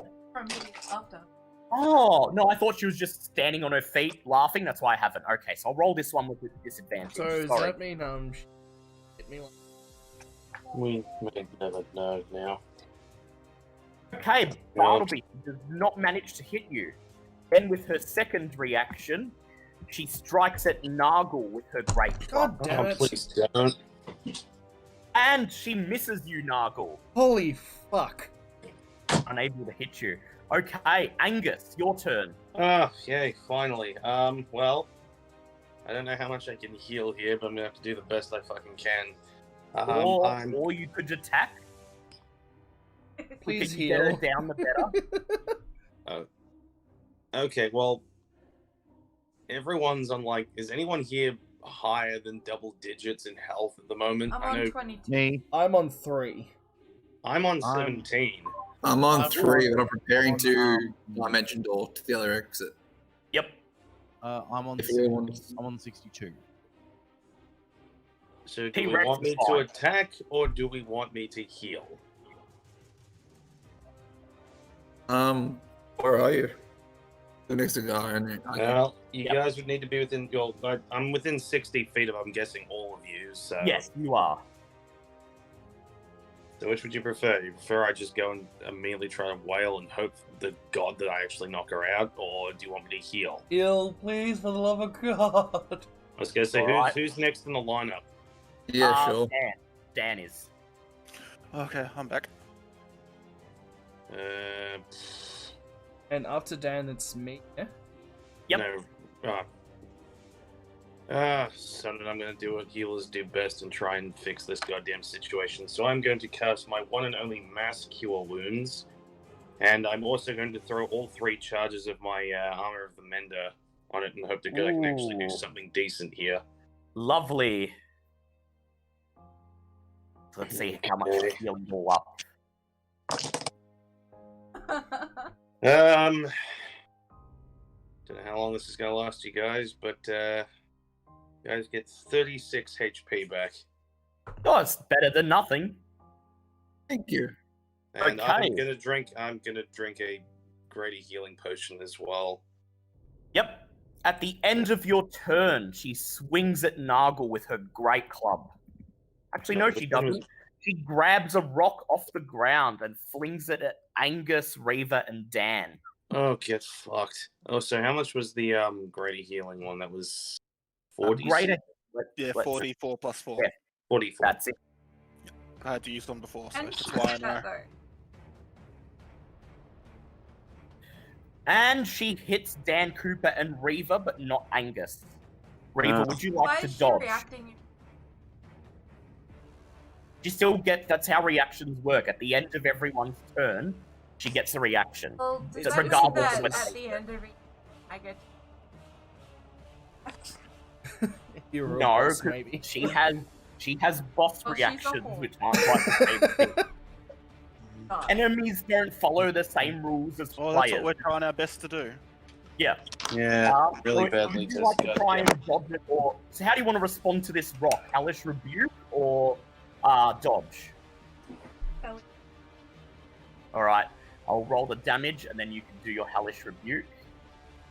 So that's going to be 3d10 plus 6 on Dan and Reaver. Dan and Reaver, you take 20 points of damage. Wait, that was a. Dan, Was would, that a 40? No, that Oh was no, it was a 27. Michael yeah. Heal. Sorry, I was confused. M1, would you also like to react with a Hellish Rebuke? I'm You've allowed been to hitting with me. another Hellish Rebuke. Please do. Alright, so Yeah, I'd like that's both of you to roll 3d10. That's gonna be fun. Want to come to our little party? 18 plus 12. Ooh, so 30 my- damage altogether. Hey, Not you bad. bitch. And now it is Dan's turn. Alrighty. Whoever's closest to me, do you want me to grab? Do you want to grab my hand and can I dimension door us to the front of the door? Let's regroup and then charge in. Perhaps. However, I will point out that your Hellish Rebuke, after she takes it, she's struggling to stay on her feet, bleeding profusely and looks Okay, she's like... she's dying. Reaver. No, Gus. No. yeah. Yeah, well, I've also got this other giant just to the right of me door. And, Yep, but if Garth goes down, all the other enemies will likely surrender. She is their leader. For the love of God, finish it. Fuck off. Alright. Can I highlight use a spell of Dimension Door and then an attack? Yeah? Opportunity? Could like pop up behind. Actually, no, you can't do that. You can't I do that. can't. However, Just go the bow. or whatever damaging spell you have. Okay, well, in like it might bucket hurt a lot of lightning people bolt at a response. if I just go for my highest, Yep. which I'm thinking is a nice lightning bolt to the face. Oh god, Yep. that's gonna hit me, isn't it? Unfortunately, it's going to hit Nargle, but Nargle, you're going to survive, and this may kill Gur. You'll see. Will the Alright. okay? So I Let's want do this. Nargle to make a dex save, please. Would you like to use your legendary save on it? Yeah, I'm going to use my legendary All on right. it. Gur failed her dex save, so Oh, thank God. that means that Dan Cooper, you now get to roll 8d6s. Let's Oh, God, this thing needs to Again. die. It needs to die now. Pikachu! 32. 32. Okay, so Nargle's taking 16 points of damage, but the electricity arcs out of Dan Cooper's hand, a look of fury on his face that shoots up Guz folds, surges up to her body and strikes her in the face. She stands there for a moment, looking stunned, and then she opens her mouth as if to say something, and then begins to fall forwards. Nargle, make a dex save to get out of the way of Oh, her body. God. Run. Shoot, That's... Dan Blitz. Yeah, I believe that's... Yeah, that's 19. 19, and you leap out of the way as Guz's body lands on the floor with a thump. And as it does so, the other combatants drop their weapons Oh, thank God. and Mighty surrender. I'm just That's gonna... him in the good room. Looks like I didn't need Venom Feint after all. You'll still need him at some point. Oh, God, Oh, we still haven't used him. I was gonna use Venom Feint. yeah, we were Why getting didn't ready. you? We were getting I destroyed. was gonna use it, but then I got knocked prone. It's okay, there's still the fight against the Kraken coming up sometime soon. The what? Oh, Oh, that's it. That's it. Active Angus by is going to Kraken. retirement. I don't need this shit. Okay. Combat The is Kraken. over. Before you have a chance to do anything, you may search the remnants of Guz's cart for any treasure. Yes, please. I exhaustively walk ahead, over I'm there and go, see. ugh, better have some fucking gold. Who wants to roll a fed ass into the friggin' hole? Woo! You look through the remains of Guz's cart, and amidst the refuse of her past meals, you find, first of all, 500 gold pieces scattered around amongst old food and detritus. So we You have about find- 900 from this place so far. Yep. You find a small wooden chest containing clothing worth 200 GP. 100. A wooden coffer containing 6 vials of holy water. Ooh, Spicy water. I'll take those. Alright, take. A solid gold flute worth 250 GP. Ooh. What? A solid gold flute worth 250 GP. Wouldn't a solid gold flute weigh hundreds of pounds and sound crummy? Okay, what Luke, was the you- first you thing? did- First item. Now, the first thing Nah. was a chest of fine clothing worth 250 GP.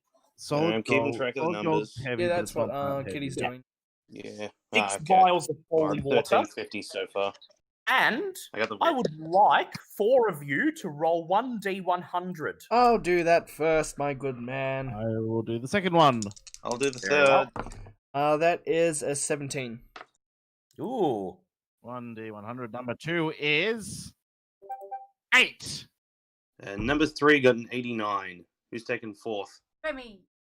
Oh, okay. What is it? D100? Yep. D100. D100. 64. Okay. Inside, you find a number of magic items. The first one is a spell scroll of some description. Who would like to identify it? I'll do that because All right, I'm Arcana. very, very, very good at it. Touch wood. I'll give you advantage. I mean, I don't think I can actually fail because, see, that Yeah, is you're- character. Your path. It is a scroll of mass cure wounds. Oh, neat. Cool. Hand that Cool. off to our That to Anchor. person that can actually read that. Alrighty then. Well, I'll definitely hold back because that means I'd have to burn a 5th level spell slot now next time.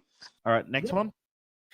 The second one is what appears to be a very distinctly modeled necklace filled with All right, so that's 29. necklace with red beads on it, and you identify it as. I'm going to bring it up in the chat.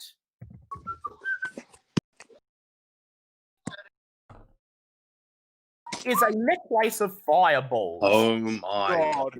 Necklace has one d6 plus 3 beads Yeah, hanging just from throw it. it immediately to the I friggin' want to know what pyromaniac. it does. Yeah.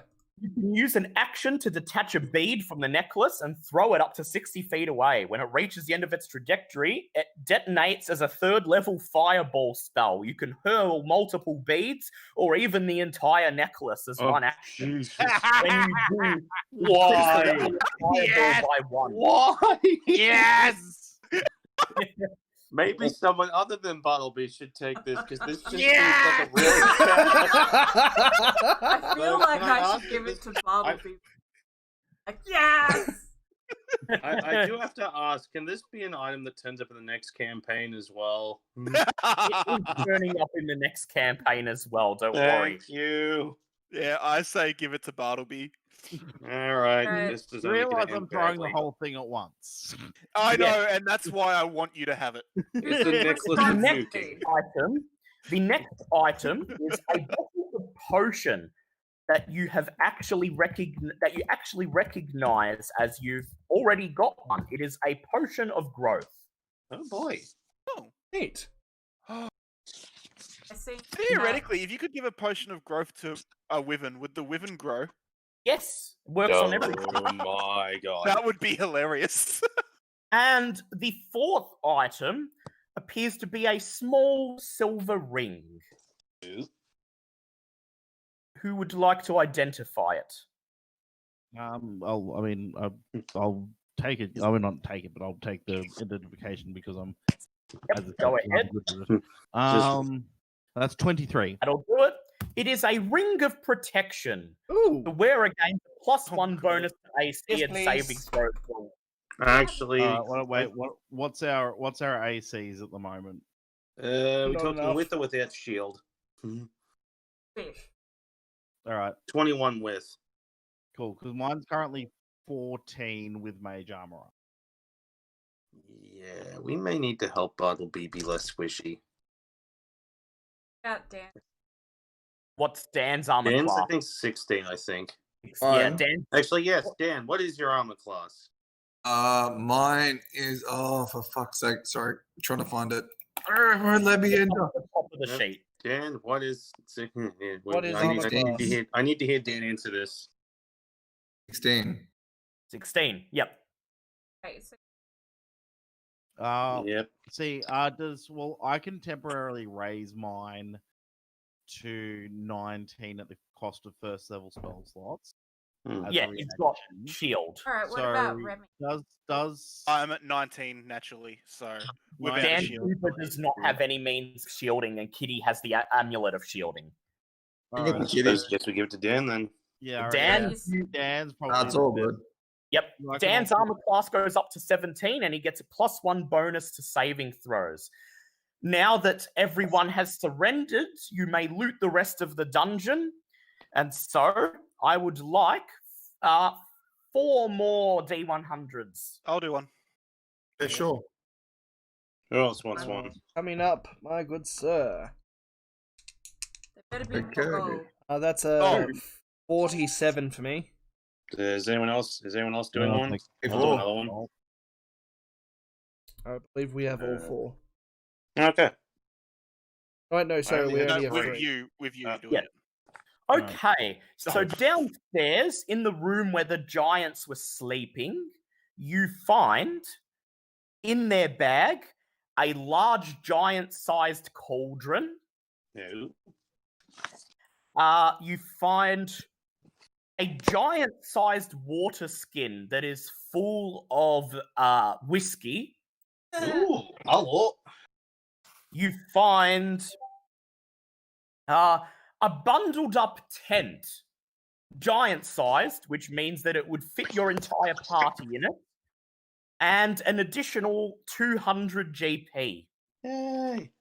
And That's a good in- question. Who did get the potion of growth in the end? Yeah, Growth, sorry, not heroes. Jeez. Yeah.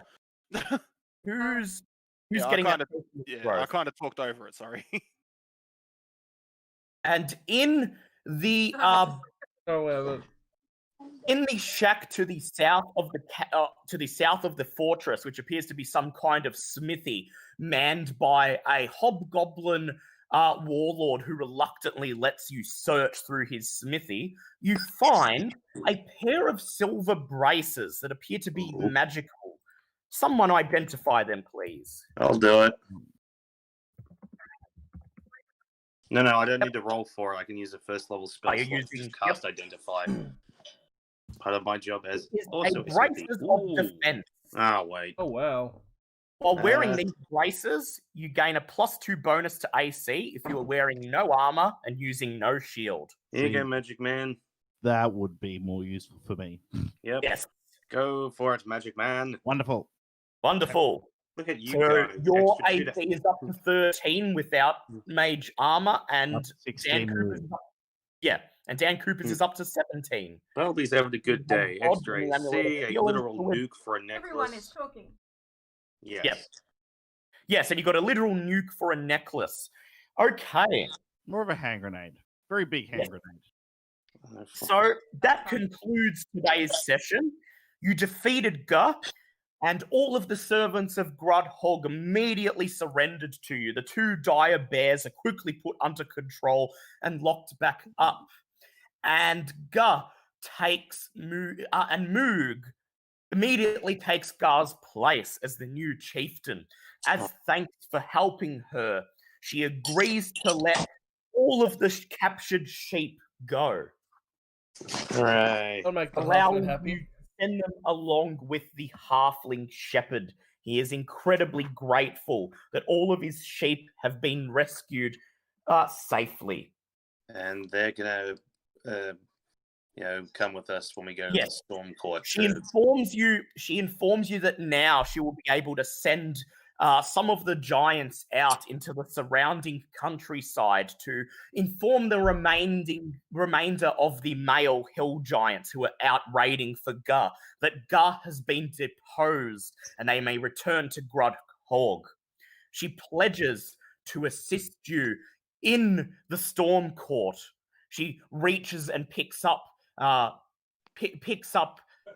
does conch of teleportation off the ground and says that when you call for her, she will use this conch of teleportation to join you and back you up against Princess Sarissa as the liberators of the Hill Giants. Hooray.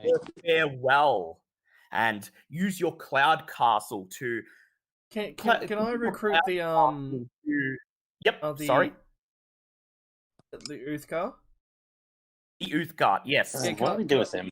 Can I recruit him as my personal bodyguard in the guild hall? Okay, so after you leave Grodhog and you begin to make your way back to the Cloud Castle, Gronk stands firm and he holds up his hand as if telling you to wait. He then grabs a small knife from his belt and he slashes the top of his wrist, and then he buries his face in the blood, covering it in the blood. He then runs up to you, Nargle, and jams his bleeding fist in your face. Do you try to get out of the way? No. He rubs blood all over your face, and then he takes a step back, and he slams his fist on his chest, and he says, "You, good warrior, Gronk, honored to be blood brother." I would do the same, but I would melt his face. he says, Gronk, speak of you to tribe, and where you find Gronk tribe, you find friends. He slings his axe over his shoulder and departs, hiking alone over the nearest hill. When he reaches the top, he looks over his shoulder one more time at you, once again pounds his chest, and then disappears over the curvature of the hill. I just let out of my. Hey. This tribe better not goddamn been the one from Morgus, man. Though this whole friendship thing's ending right quick. Well, there are different Uthgar tribes, and you can only Good hope answer. he's from a different one. And in fact, he is, because I'll let you know that he is from the Elk tribe, and they are from the Jaguar tribe. So you are fine. He is your friend. You've made friends with the Elk tribe, and if you ever meet up with them, they'll be willing to help you.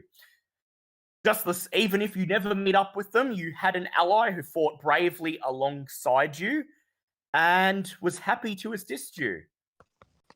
He may not have done much, but he did deal a little bit of damage to Gar, which may have pushed her over the edge just a round sooner. You use your cloud castle to escort all the prisoners back to the town of Golden Fields. And Golden Fields hasn't changed much since the last time you've been there. It's still as idyllic as it used to be.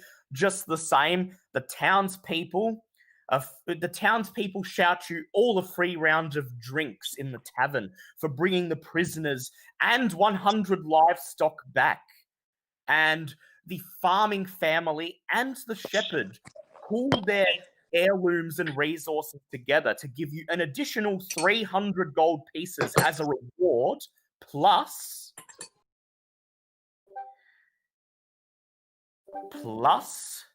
a medallion of thoughts, which the farmer explains to you is a family heirloom.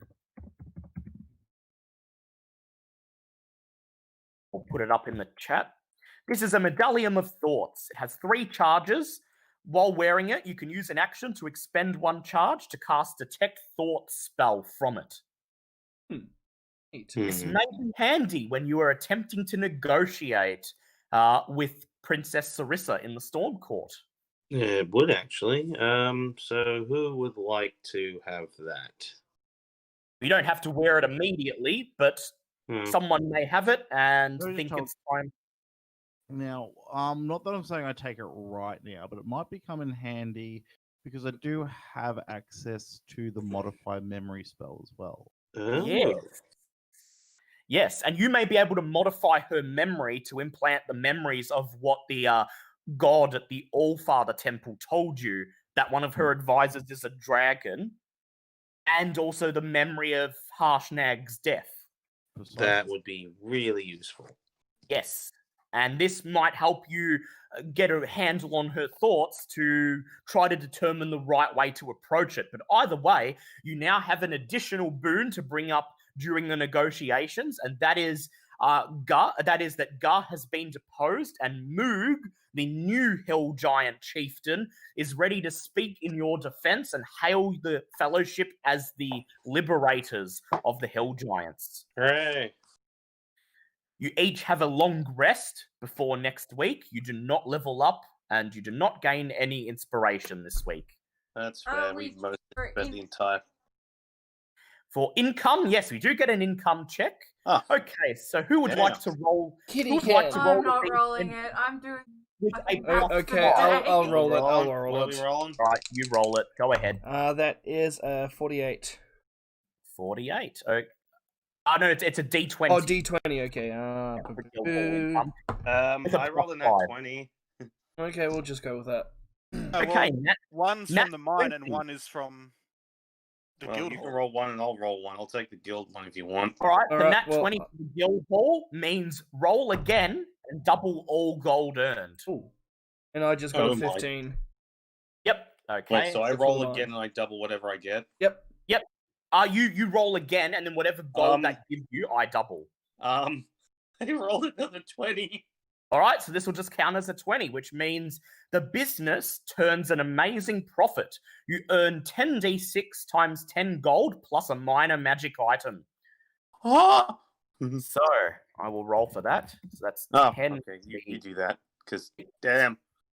So that's Yeah. going to be 360 gold doubled. So that's going to be 720 gold for each of you. Oh, From the 720 Guild gold each. Yeah, Nice. for each of you from the Guild Hall, plus a minor magic item, which will be,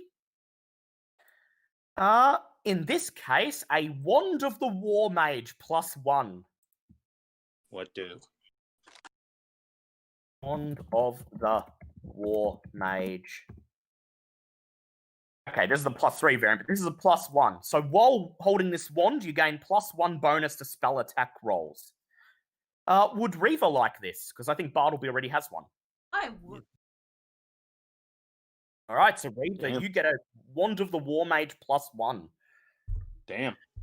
which gives you a +1 bonus to your spell attack rolls. And now for the Wave Echo Mine income, that is, let me check. Yep. That is 8d6 plus 10. 8d6 plus 10.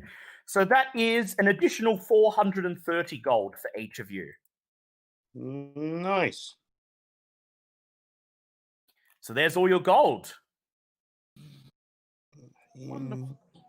That's 1,100. Yep. Oh, God damn, 2,726. I'm nearly at 4k gold. Yep. 3,622. I am. So there you go. Is that everything? That's Is everything. that? Excellent. Well, good Because session. the Way next to. session you're gonna not be entirely going die. straight to the Cloud Castle. Oh, to boy. the Storm Court. Oh my god. Excellent.